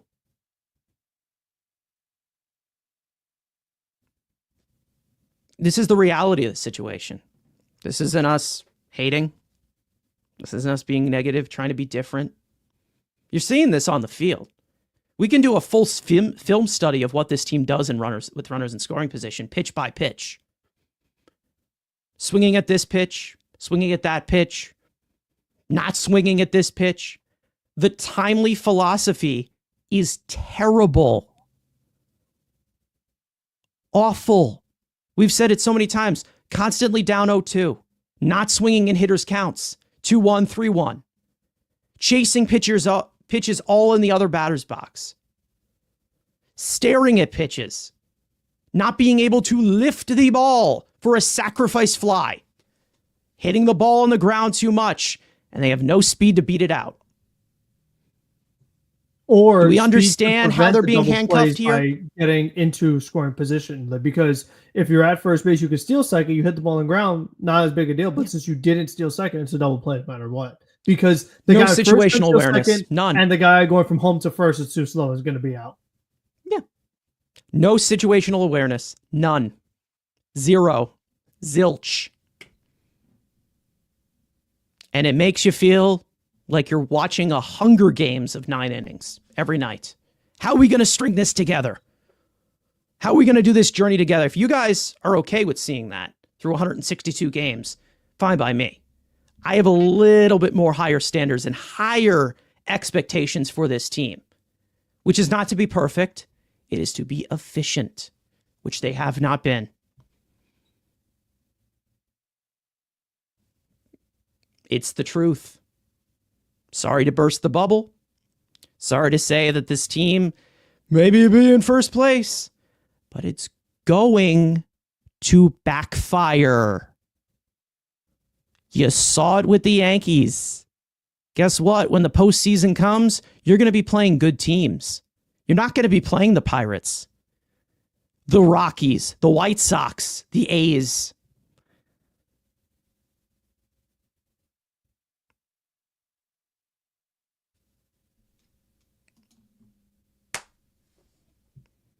Remember when we said that Braves team was 0-7? Ha ha. Ha ha, Braves. They're 5 games back of the Mets now.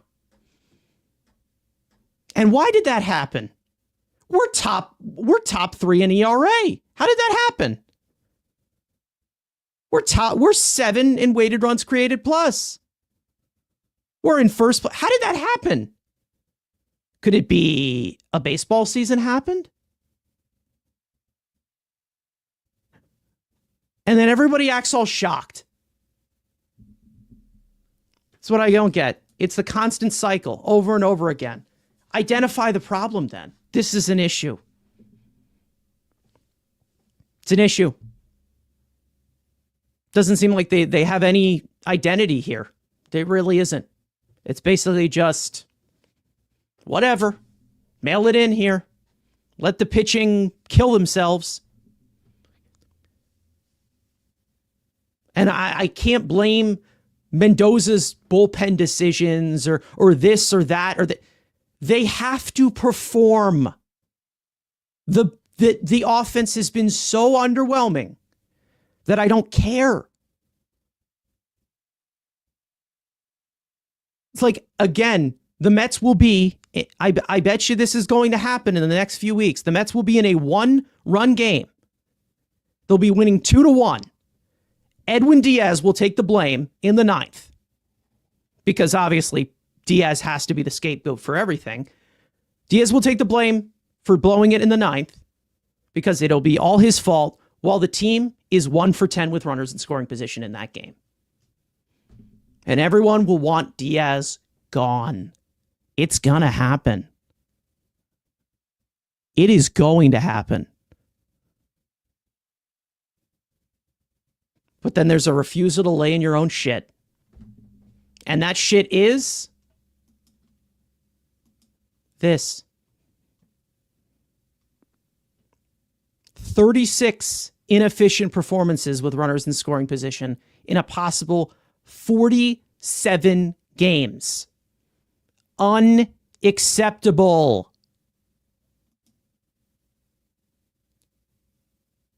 If I showed you this, Frank, at face value right here, where would you think that this team is record-wise? Last place. Interesting. Or close to it. I mean, because it's like, unless you had incredible pitching, how would you be able to overcome it? And that's how, by being first in ERA. That's the only way you can be a successful team when your offense is consistently that bad.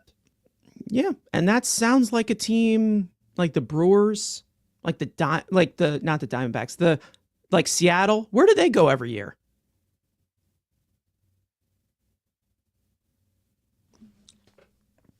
Looking for the banners. Where are they? They're nowhere. They obviously don't have the resources to do it, such as this Mets team. The Mets have the capability to do this. It's true. I don't know what to tell you. Lots of red. Daniel is correct. Lots of red. And that's where I'm just like, okay, I can bypass pretty much any pitching performance at this point. That's literally all I can, I really can, because the offense fails to show up. Now, as for pitching performances, because again, that's more of an over-exaggeration. I do want to talk about pitching performances because again, there's accountability that we have to put out to them. But I want to talk about a trend that we have seen for multiple years now. I think it's pretty much been established now. The clock has struck May, and Tyler Megill has hit a skid. The last 3 starts have not been fantastic for him, and I just want to do a little bit of a refresher here. Nothing really too crazy of how it has been for Megill. 9 starts this year. The last 3 have not been good for him. Walking decent amount of batters, not going deep into the games. He went 5 innings, 4 2/3, 2 2/3 against the Yankees, possibly the worst starting outing we've seen from any Mets pitcher this year. And we are starting to see him falter once again. April was great. This was a sub 1.5 earned run average pitcher going into May. 3 starts in, it hasn't looked good. Now, the reason why I want to bring this up has nothing to do with its 3 starts and do we need to start to get concerned about Tylor Megill and, this is the end of his career. No, it's not what I'm saying. The reason why I'm saying this is we know that there are parts of this rotation that need to come back from injury. And we know that there are going to be pieces that they do address. And they're going to have corresponding moves. Right now, Tylor Megill is making his case to be the first one sent out of here when one of those injuries are done. When one of those injuries are completely cleared up and one of these guys are activated from the injured list. And another reason why I'm saying this is, Frank, we have seen this before a lot. Great start from Megill. Looks promising from all these adjustments that he makes. And then after a few starts, just completely face plants for no reason. Oh, I mean, we know the reasons.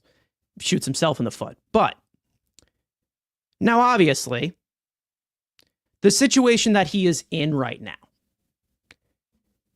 it's in kind of a point of pitching for his job, even though that he has done a decent job overall so far this year.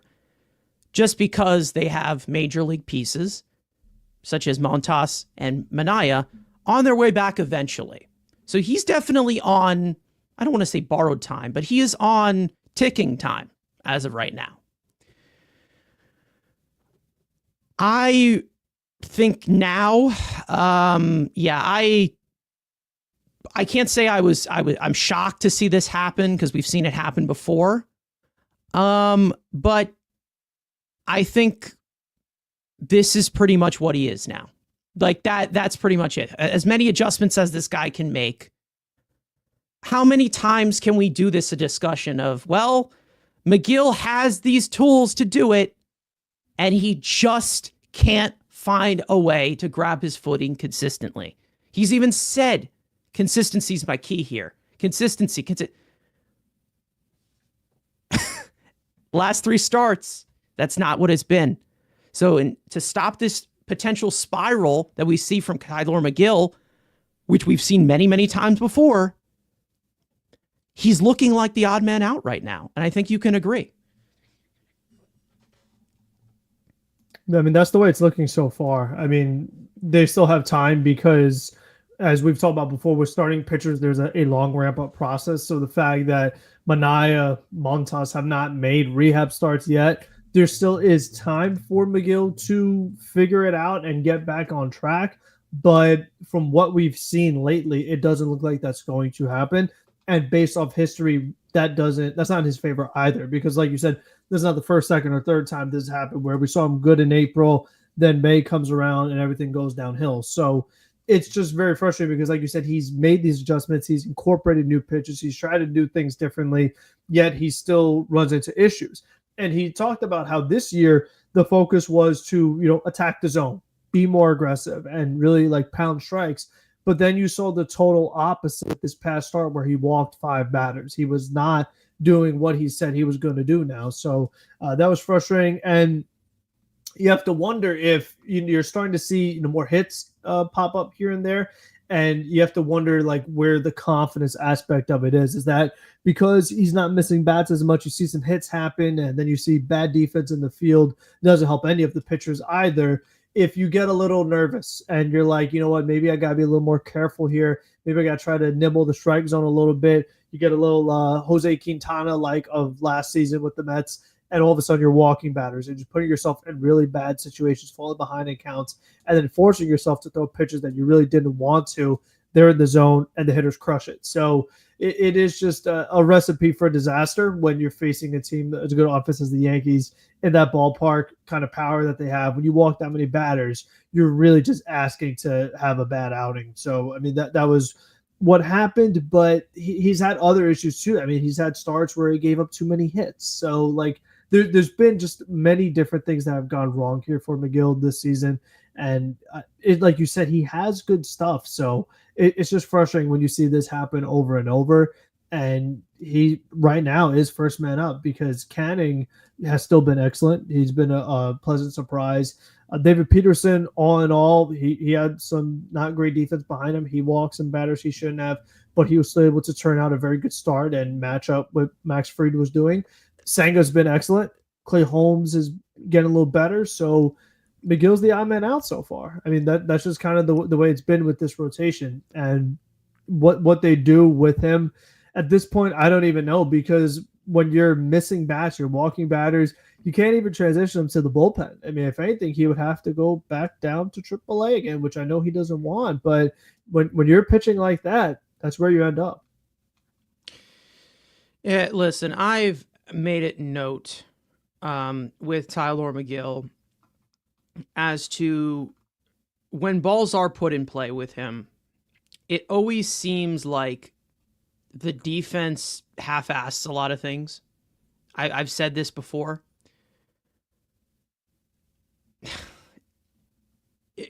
I really think that I mean, obviously, it's more set up where he's here to miss bats. He's here to get swings and misses. Obviously, when the ball gets put in play, there is terrible defense behind him. There is. There always is. There constantly is.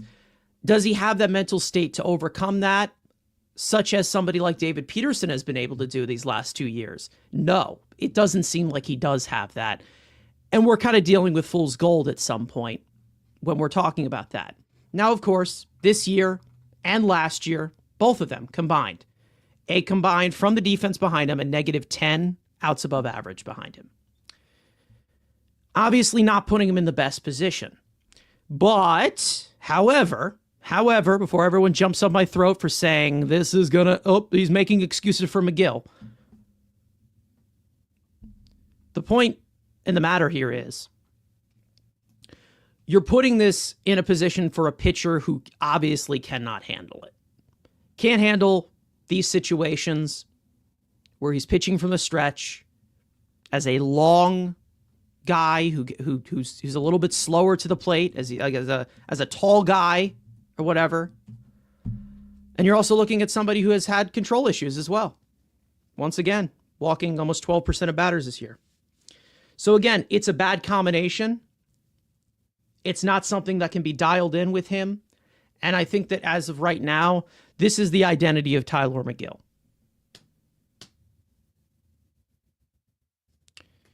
This is pretty much it. This is what he does. He's got great swing and miss stuff. He's got great stuff in general. Plenty of arm talent. But still, the execution, the consistency, downhill, gone. It can go downhill real quick. We still are talking about a situation where either the pitcher can't develop or he's just not in a situation where he's able to do it. Both of them can be true, but I don't think that the Mets want to sit here and wait around for it. So at some point, Megill, you're 29. This is getting old. I think we all can agree this is getting old. I like Megill. We know I like Megill. I'm a fan of his stuff. I know he has talent. He definitely does. He has better stuff than Peterson. Oops. It's true. But, however, stuff overall and explosiveness, that's not measured with a strike zone. So you got to throw strikes. He's talked about it before. He's got to throw strikes. He's got to find that consistency. We haven't seen that those last 3 starts. And the main reason why we're talking about it here is, well, yeah, it's going downhill from something we have seen for multiple years now. Not just last year, year before we've seen it. We've seen it happen multiple times now. So unless this gets picked up in the next start that he makes or the one after that, if he figures it out in May, we're going to have to establish that this is what he is. And I think we all really know what Tylor Megill is, even before this season. But as a great man once said, fool me once, shame on you. Fool me twice, shame on me. Fool me 3 times, makes me a dumbass. And that's what we're dealing with here with Tylor Megill. I've talked about it before. The guy's been a tease for too long. This is it. And whether it is Paul Blackburn who comes back, or whether it is Sean Manaea who comes back, or Frankie Montas, he's going to be the first guy out of here. So, again, when we see Tylor Megill have a great spring and finally put it together, we got to see what's at the end of the rainbow first. Can't jump on it yet. I've gotten criticism for criticizing Megill. I've gotten criticism for, hyping up Megill and supporting Megill. Can't win. You can't win whatsoever. I'm just going to guess that he's just the kind of situation. He's the kind of situation where you just can't win whatsoever. It's a double-edged sword. These are the same issues we're seeing. We're not seeing the home run issue as much. Recently, he's starting to make some shitty pitches as well, but this is definitely not a good performance that we are seeing from him. Obviously, the Mets offense still needs to perform. Again, we've talked about it before. But again, with these corresponding moves in need in the future, with guys coming back from injury, Megill, the clock's ticking, man. He's had 76 career starts already. He's pitched almost 400 innings. And he probably would have more if he can get out of the third inning and the fourth inning sometimes. I don't know how many times we can do this and say, well, he's got the talent. Like I've said before, earlier, talent doesn't mean a thing unless you play the right way. Same thing goes for Tylor Megill. Same thing goes. Doug's saying the difference between Megill and Peterson is going to get paid next year. Is it next year? He's an ARB2? And Megill will be in Korea next year. Other time he's getting up there. He's been both these. I mean, Pearson debuted in 2020, so he's been here a while. Yeah. It's only so many times where we can be fooled by the great big drip. This is it. This is the meet potential man. We're gonna have to see it eventually. This is year 5. Year 5. And he has had 15 plus outings in every single one of these years. Whether it's out of the bullpen or it's in the rotation. We've seen a good amount of Tylor Megill. So it'll be the last. He's up for a contract after next year, Peterson. So he'll probably get, I don't know, he'll probably get like 8 or 9 million in ARB3, right? Something like that. Yeah. Because he got, what was it, 5 million this year or something like that. Yeah. So he'll get a good amount. I don't know how the Mets keep ending up with the worst brothers. I mean, that's just the way it seems. If only we had Trevor Megill instead. Always the Seth, never the Steph. Yeah. That's right. And Megill Pearson gets paid $4.625 million. I mean, we did end up with the good d'Arnaud, but then we just let him go. Yeah, right? That's a good point. Yeah, and even with that, we also had some issues with Travis d'Arnaud as well. specifically behind the plate, the battery of doom between him and Syndergaard. But again, Jesus Christ. Okay. Either way, with Megill, with this starting rotation that we know is going to have guys who come back. Speaking of those guys that will come back, I'm going to swing this one over to Frank for the injury report. We got a decent amount of updates and some check-ins as well with some of these guys. And we're getting close to seeing how this team is going to be shaped out down the stretch of the season. So, Frank, the floor is yours with the injury report. All right, so starting it off with starting pitcher Sean Manaea. He threw his second bullpen session this week after last Thursday's 15-pitch session went well without issue, as he's expected to start throwing with up-downs before facing live hitters. Mets manager Carlos Mendoza clarified that the 33-year-old southpaw still has ways to go, but is trending in the right direction. Manaea has been sidelined since the beginning of spring training due to a right oblique strain. Frankie Montas, Mets starting pitcher, threw a bullpen session with High A Brooklyn on Saturday after and is expected to throw another one this Tuesday. Mets manager reported that the result of Tuesday's session will determine the 32-year-old right-hander's status to begin a minor league rehab assignment. Montas is currently on the 60-day injured list due to a right lat strain that he suffered back in March. Tyrone Taylor, Mets outfielder, was dealing with some cramping in his calf after diving back head first into second base during Saturday afternoon's game. The 31-year-old was not in the starting lineup the next day, but came into the game as a defensive replacement in the eighth inning. Mets manager said that Taylor was good to go in center field yesterday, but opted to give Taylor the day off with no further concern. And Tyrone Taylor is in the starting lineup tonight in center field, so all is well there. Ryan Stanek, Mets reliever right knee, was barking a little bit during the eighth inning of yesterday's game, which was the reason for the sudden mound visit by coaches and trainers. Mets manager stated that Stanek was checked on after coming out of the game and felt better shortly after. That was super weird, where Stanek was just like, it looked like something happened. I thought it was another oblique. And the trainer, Hefner, Mendoza, everyone comes out there, and it was really like a few seconds. He's like, "No, I'm good." Like, that was so weird. He was still throwing a bunch of 100s. I saw so many go. Yeah, I saw so many guys go out to the mound. I was like, "Oh God, he's dead." He's dead. I was like, "Oh God, here we go." Like, he threw 100 pitches. I mean, 100. He threw a bunch of 100-mile-an-hour fastballs. It felt like 100 pitches because he threw a lot for a reliever, especially a one-inning reliever. So, I mean, if his knee was bothering him, throwing all those pitches did not do any favors, I would think. Yeah, we'll see. We'll see how that goes a long way. And again, this really just shows about. I mean, again, I don't think that this bullpen is, whether it's the decisions or whatever, they're overworked in this. Like they are working in tight spaces here because of the predicaments that this offense is giving us. I mean, that's literally how it is.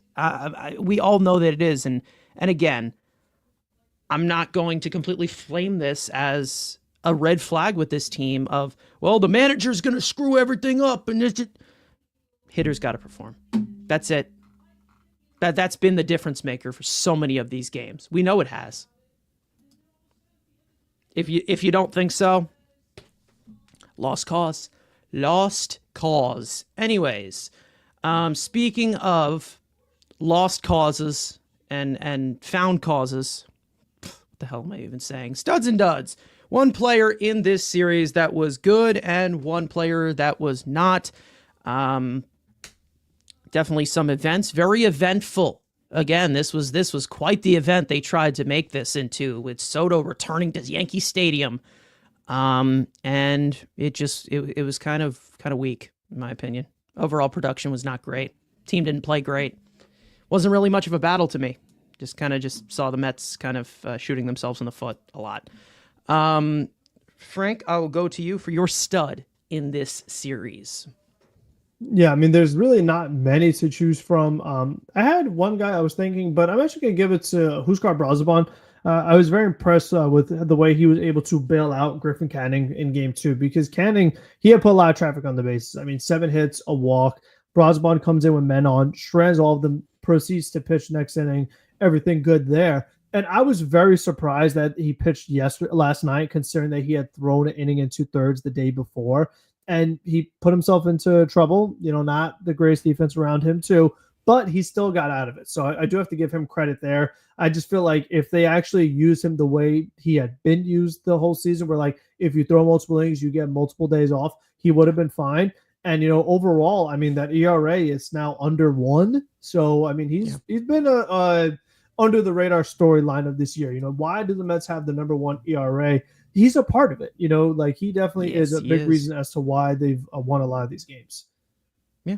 Again, I think Brazaban, I don't want to say it's a Swiss Army knife type of situation with him, because I think there is a certain role you need to give to him of, whether it's 4 outs or whatever. I don't think you're going to see this in this upcoming Boston series. I don't think he's going to pitch at all because of the workload that he's had. But I hope that, a lot of the arms are fresh. You probably won't see Stanek for this first game. But speaking of bullpen arms, listen, the Subway Series comes with a lot of trash talk, and it comes with a lot of craziness. Mets fans and Yankee fans trying to get it into each other's heads. I don't really care about that. I never really have cared about it, because it's just so, like, it's the same discussion. You have everything, and, everybody likes to nitpick in these things. I don't really care. I really care more about my team, of what's going on. I just see it as another game. But if we're talking about your World Series, what I saw from Edwin Diaz, that's my World Series right there. Had nothing to do with Judge, had nothing to do with the fact that it's the Yankees. It's the fact that Edwin Diaz looked so sharp. He looked really, really good.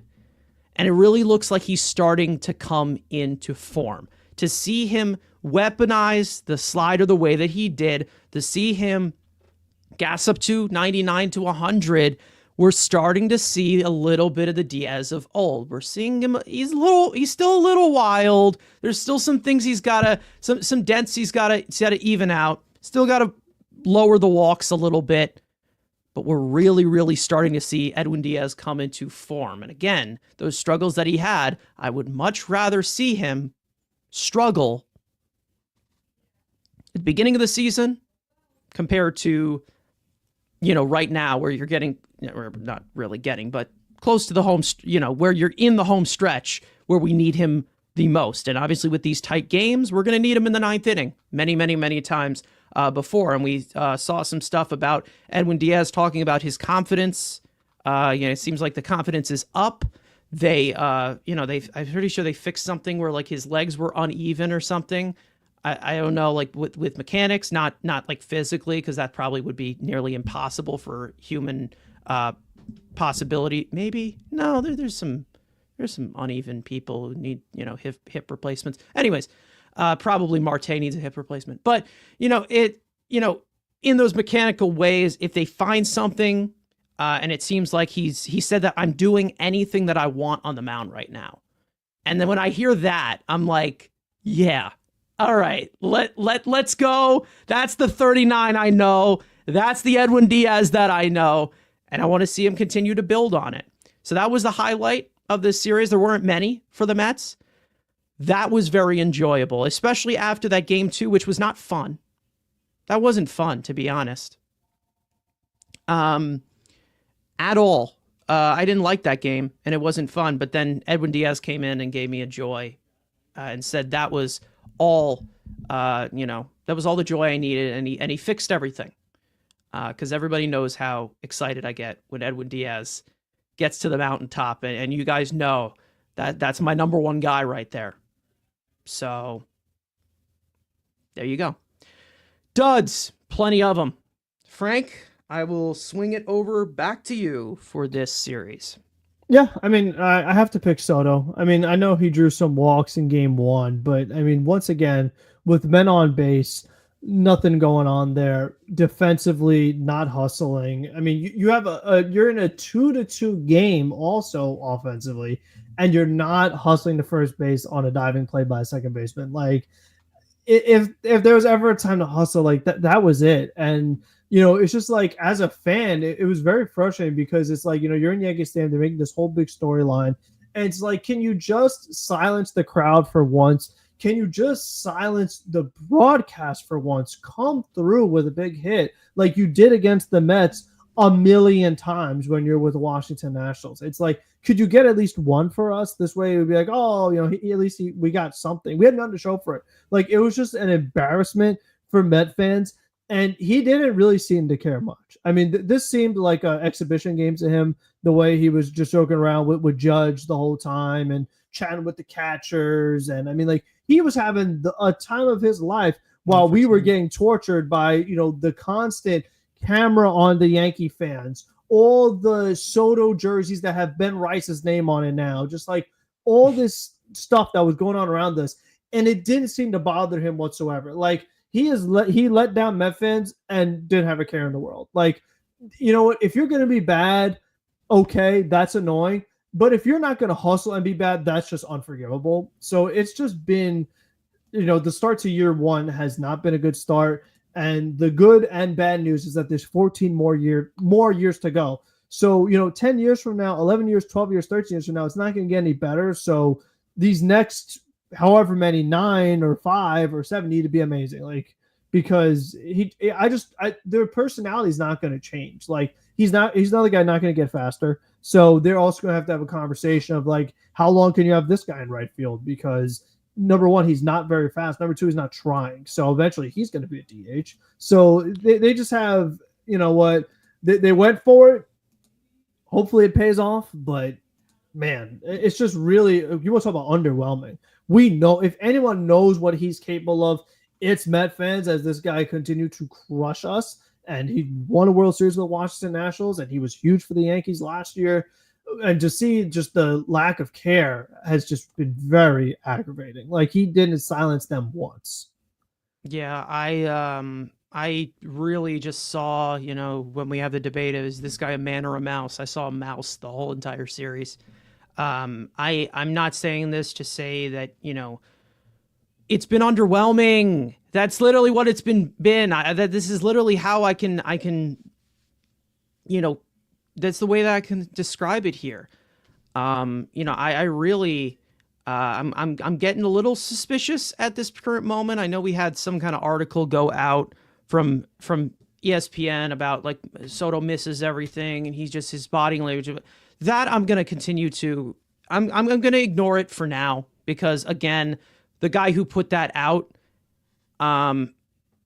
is basically a guy who just, treads water for the Yankees. We had Jeff Passan kind of disprove a few things. But there is one thing that I did see on Twitter, and of him, of Juan Soto not hustling out that ground ball. And it says, who is going to, somebody asked, like, who's going to have the balls to step up to Soto and tell him that plays like this are not acceptable? We got a quote tweet from Hojo, Mr. 3030, saying nobody in that locker room. So I'm just saying, I'm not referring to anything there. I mean, but that's the voice of a Mets legend right there. So I'm not going to tell you that it's all fun and games right now. He's going to have to get it together, because if we continue to see things like this after having a 15-year agreement, this is going to get bad. This is going to get really bad really quick. I don't think it's going to. I think eventually it's all going to work out, because we saw the same thing with Francisco Lindor.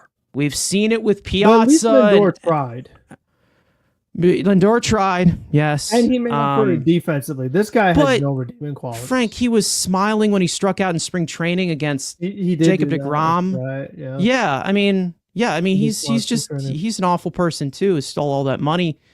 But again, I'm not ready to throw him out, but I'm not ready to throw him off the Whitestone Bridge here. But I'm just saying, it's like, this is one of those situations where eventually something is going to have to be, and that is true too. The thumbs down thing was another thing where, the first year for Lindor was rough. And I think somebody earlier in the chat said it. They said, does this team kind of remind you of the 2021 team? I'm seeing a decent amount of it, a lot of aspects, not completely. I'm pretty sure they were 10 games over 500 at one point, and in first place. They were in first place for what, over 100 days in that season or whatever in 2021. Was that 2022 when they were 22 too? Yeah, we constantly choke these things away. But I mean, you had a team that was inept completely at hitting with runners in scoring position. You had your new star that you acquired underperforming. All that's missing is for the entirety of the roster to go down with injury. That's it. That's all that's really missing as of right now at the trajectory that you're going. And I'm hoping it doesn't. And I'm not comparing it to the 2021 team, but I'm seeing some aspects here. And I don't want to go through another Lindor first year with Soto this time. Because again, you got even more high stakes now. This is a team coming off of a National League Championship Series, not coming off of a pandemic year where Ahmed Rosario and what's his name? Who's the other guy? And Jake Marisnick was torturing us out there in the field. Yeah. You know, we're coming off of something that we want to build off of last year. So again, you know, I don't think that I don't think that he's part of the major problem, but he's definitely not being part of the solution. And he's going to become part of the problem if this doesn't pick up. That's all I'm going to say. I'm not going to completely overreact yet, but I'm still frustrated watching this because it's so typical to see somebody just come here with some kind of adjustment period to their Mets career. It always happens, but it's so brutal to watch. So brutal. Beyond brutal to watch. We've seen it happen so many times. For other teams, it doesn't happen. Maybe it's just because Citi Field, again, built on a cursed ancient burial ground, so it takes a little bit time for these guys to adjust to the water, as Mike Francesa would say. Either way, my dud, after that long-winded conversation, my dud. I could put Megill in there. We talked about Megill a good amount there, but I also want to point out that Francisco Alvarez was awful in this series. He looked overmatched every single time at the plate. He was not blocking balls well either. And then, I also blame him for that Alonso throw. No, I'm joking. But this is the type of thing with him where I'm talking about where he shows it, he displays it, we know what he is capable of, and then he just disappears. And he's just not making that impact. It just, I don't like. I'm underwhelmed with. If there is something that I'm underwhelmed with these young guys, because the veterans guys, I said I was underwhelmed with this team, but with the young guys, there's nothing I'm more underwhelmed with than Francisco Alvarez's bat. I'm gonna be honest here. I like him defensively better than offensively right now. Didn't think I would have to be saying that. And because, defense can always get better. We know he can develop as a young player. But we all know the situation with the coaching behind him. We all know that we don't really agree how it's been handled. But when we're seeing uncompetitive ABs from him like that, I'm underwhelmed with that. If you want to talk about one thing I'm underwhelmed with, Alvarez is bad. I still am. Because I'm just not seeing this middle of the order catcher that I was expecting. And maybe it's just because he's young. Maybe he still has more to grow from. But like, dude, hitting tools are hitting tools. Eventually, he's going to have to adjust to it. He's had a decent amount of major league plate appearances. I don't know if it's the thumb with the grip of the bat from last year he's struggling with again. Probably is. But, I mean, we're going to have to write down, especially to know what he is. And if he is somebody who gets affected by these injuries with his hitting, as the hitting prospect that he was, then maybe the hype just wasn't, it was premature. And he's the number one prospect in baseball. And Frank, I know that you're a big Francisco Alvarez guy, but it's just, it's been underwhelming from him. I really am, I'm surprised as to what we're seeing, especially what he's capable of, because he's shown it before. He has shown it in spurts before. I'm not surprised because this is what the hitting coach told him to do. I mean, he's doing exactly what he's been told. The batting average is up. He's Yeah. going to opposite field more, and they're saying in batting practice the guy is purposely shooting the right field. So he's doing Yeah. what the coach told him to, and it's like, again, I don't get it. Like you say, he was number one prospect in baseball, and it was because of his bat. But then you're like, totally change your approach, change your stance, change your swing, and then let's see what happens. Like And we'll get you. into the problem in that eventually. Like we've said, that conversation's coming. That conversation is coming, and he is one of the factors in that of what they did with Francisco Alvarez. But again, some of these at bats in this series completely overmatched. Yeah, no, Completely he just overmatched. looks like he doesn't know. Like his swing just looks terrible now. Like he He's has caught this. he's Like caught guessing a yeah, lot. this new stance, this new everything. It's just, and he's probably guessing because he's used to one thing and now they told him to do something else. I don't even know what's going on, but more and more he's just looking like a catcher, just a Yeah. catcher. Like he is a catcher. We're not He's reaching not playing Tomas like a Nido catcher. territory. No, but he looks like But a catcher, not the guy we hope for. He's just yeah. like that's his position. Yeah. And And it's kind of a he's shame. better It really defensively, is. but it really stinks because we Because know what he's usually you capable push of. all your chips in on a middle of the order type of catcher. I mean, we know how the impact of Salvador Perez. We know the impact to him. We saw it in the World Series all those years ago. Hmm. He's one of the few. I mean, how many catchers? How many catchers have like 50 home run seasons? He's like the most in a single season by a catcher. For Home Salvi, runs. Yeah. probably. I mean, well, he did a Yeah. lot of DH too, but yeah, that's Well, he very is a rare. DH.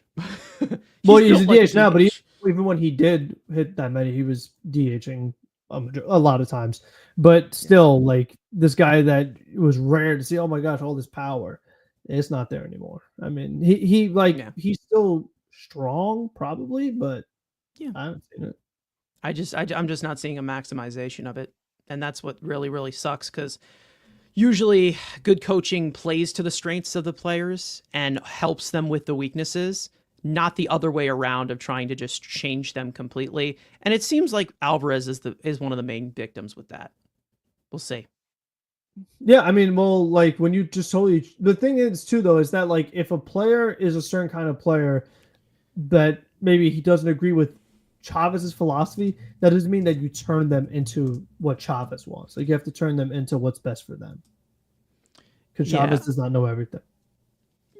Well, he's kind of a genius, to be honest, if you ask me. Um, but either way, let's get into this series in Boston, which is about to start actually in about a half hour. So we'll try to get into as much as we can, and then we will head out of here. But in Fenway Park, the Mets will be visiting and continuing the AL East after being in the Bronx for 3 days. Tonight, we've got Kodai Senga on the mound, looking to continue his early NL Cy Young bid, and he will face right-hander Hunter Dobbins, with the first pitch being at 6:45 tonight, which is in about like 40 minutes, and that will be on SNY. Game 2 will go to Clay Holmes. He's hoping to bounce back from an unfortunate start against Pittsburgh. He'll be facing and lined up to face, it's actually not completely official, but he's lined up to face former Dodger Walker Buehler. First pitch will be at 6:45 Eastern No, they time said on that's SNY. official. They're expecting Bueller to be That's activated for okay. Tuesday. So that's official. Okay. So Yeah, yeah, they're he's expecting. active. That's the expectation. Okay. He should be All activated for right. this game. Anyways, game 3 will go to Tyler Megill as he aims to break the doldrums of the month of May, as we just talked about earlier.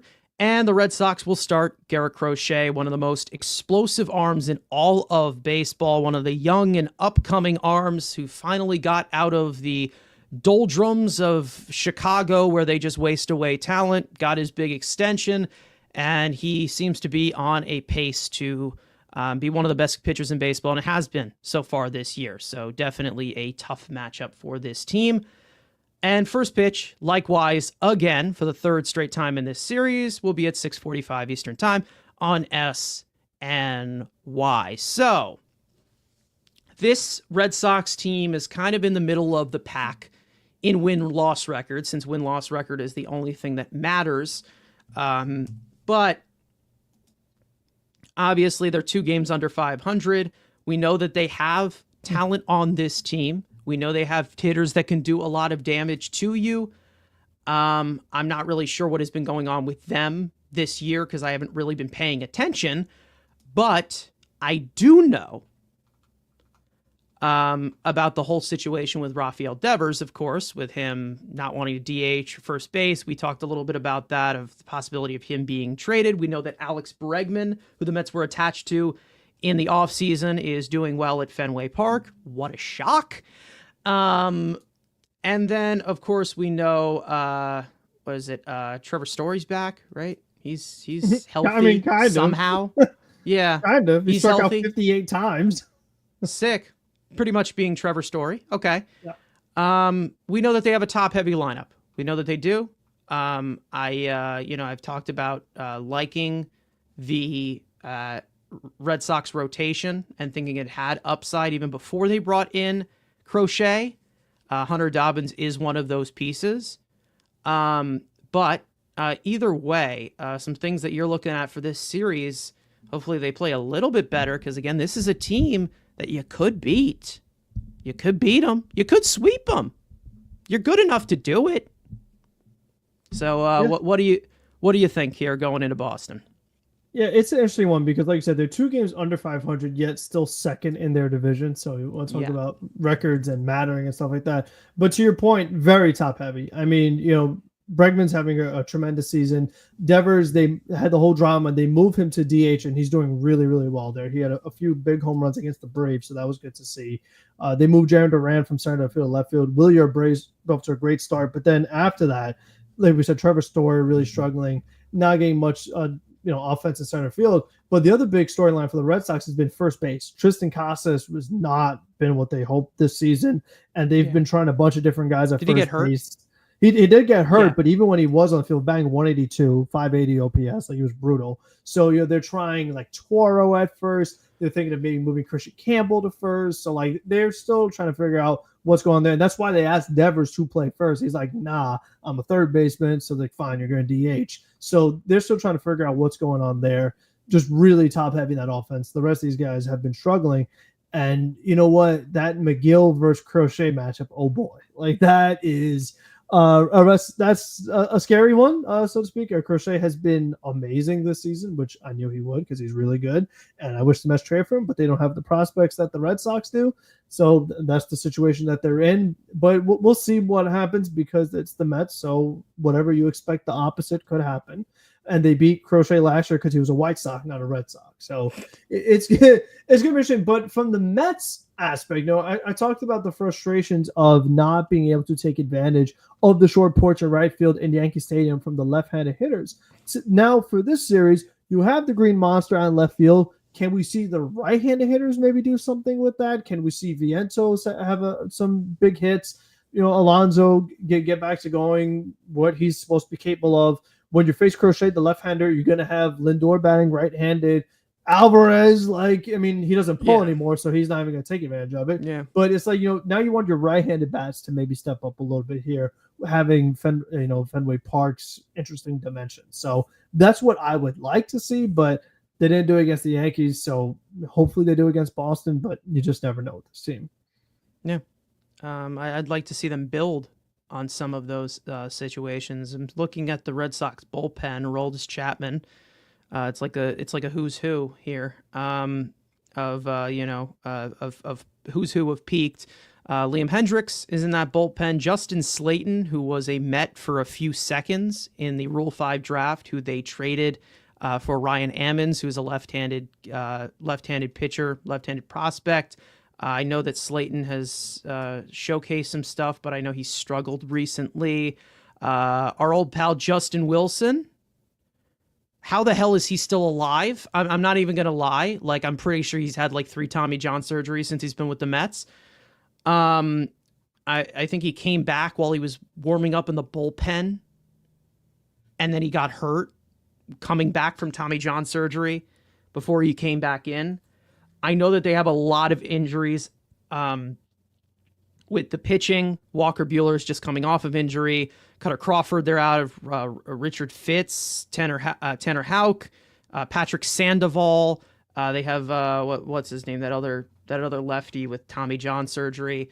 Again, this is a top-heavy lineup that they're going to have to get through, of course. But as for the key for them winning here is the offense has got to wake up. They have to. Will it happen? Who the hell knows at this point? And to be honest, I shouldn't have to ask that question. Really shouldn't.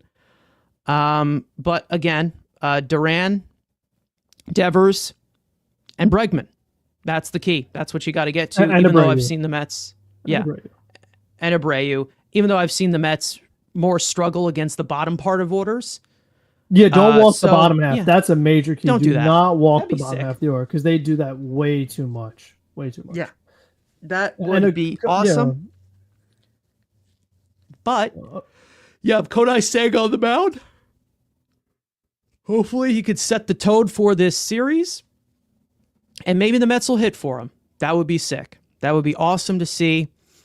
But I don't even know what to expect at this point. Like we have said, this is what the offense has been giving to you. It's just been premium, constant, pulling teeth type of process with this team, which we know is better than that. And they can be better than that. And for some reason, it just has not been on display yet throughout 50 games. So again, this is an issue, and it's going to continue to be an issue if it is not solved or if it's not cleaned up, and it's gotten worse. It's gotten worse. Like we saw earlier with the runners in scoring position, percentages down from March to April. They got to be better at this, or we are going to start having some really uncomfortable conversations about this offense, about the coaching staff. We're gonna have to break this down even more than we already have. And I don't want to do that. I don't want to have to worry about a more than $1 billion lineup underperforming like this and putting up 2 to 3 runs, or having 2 games where the offense just doesn't show up. I don't want to talk about that. I want to talk about fun stuff. Even though everyone accuses me of being a Debbie Downer all the time, I want to talk about what's good about this team. We want to talk about what's good about this team. This was more of a negative lineup today in our show, talking about the runners in scoring position, a loss in the Bronx, Megill struggling. We want to talk about fun things. We do. We really do. Maybe hard to believe because we're very negative people. But that's how it is. Got to tell the truth here. Again, we're not going to tell you what you want to hear. Either way, Frank, if you got any closing message for this situation here, they got to be better. No, for be sure. Better. And a perfect example is Walker Buehler, because they faced him with the Dodgers in the playoffs last year twice, and they had runners on against Buehler, and then were chasing and not having good approach with men on base, and they bailed him out. So we'll see any similarities this time facing Walker Buehler. I mean, maybe, but then again, you're not going to be facing him on the Dodgers anymore, so it wouldn't matter as much. But still, I mean, like those are some things that we saw last year that you definitely have seen again this season. But as far as like positive things, I mean, on May 19th in 2006, that was when David Wright walked off against Mariano Rivera. So that was the time the Mets did beat the Yankees. So at least we'll always have that to remember. Yeah. And it'll never happen again, because again, this is our extremist thing. The season's done. That's what we're saying here. But again, the lesson learned today for anybody who's watching, I know it's going to continue to be, well, you're being negative. I don't know what to tell you. Go fuck yourself. But sorry, but context matters. Context matters. It does. Got to look under the hood. You have to. Because if you don't, it's going to spread to the outside. Somebody said in the chat earlier, the cream rises to the top. It's true. It is true. It may be a cliche saying to say, but it is true at the end of the day. When you look at it, there you go. Either way, we're going to wrap it up here. Thank you guys so much for watching. We hope you guys enjoyed the conversation. For those of you watching or listening on playback, you want to join the conversation live in the future in our live chat, make sure to subscribe to the Mets Weekly YouTube channel. Turn on those post notifications to know when we go live after every single series of regular season games. Make sure to follow Mets Weekly on X and on TikTok, which mainly feature Frank's post-game reactions after every single regular season game. Follow us all individually, including our third Mike, Andrew, who is not here. And of course, finally, as we move on into Fenway, hoping for greener futures, greener pastures. I don't even know what the hell I'm saying at this point. I'm so tired. Either way, play better. That would be nice. Play a lot better. All right. We did the whole underwhelming thing with the Yankees. Let's do an overwhelming thing in Boston. And then we have something fun to talk about.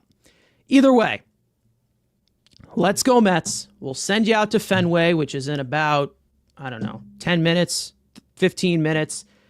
And we will see you guys next time.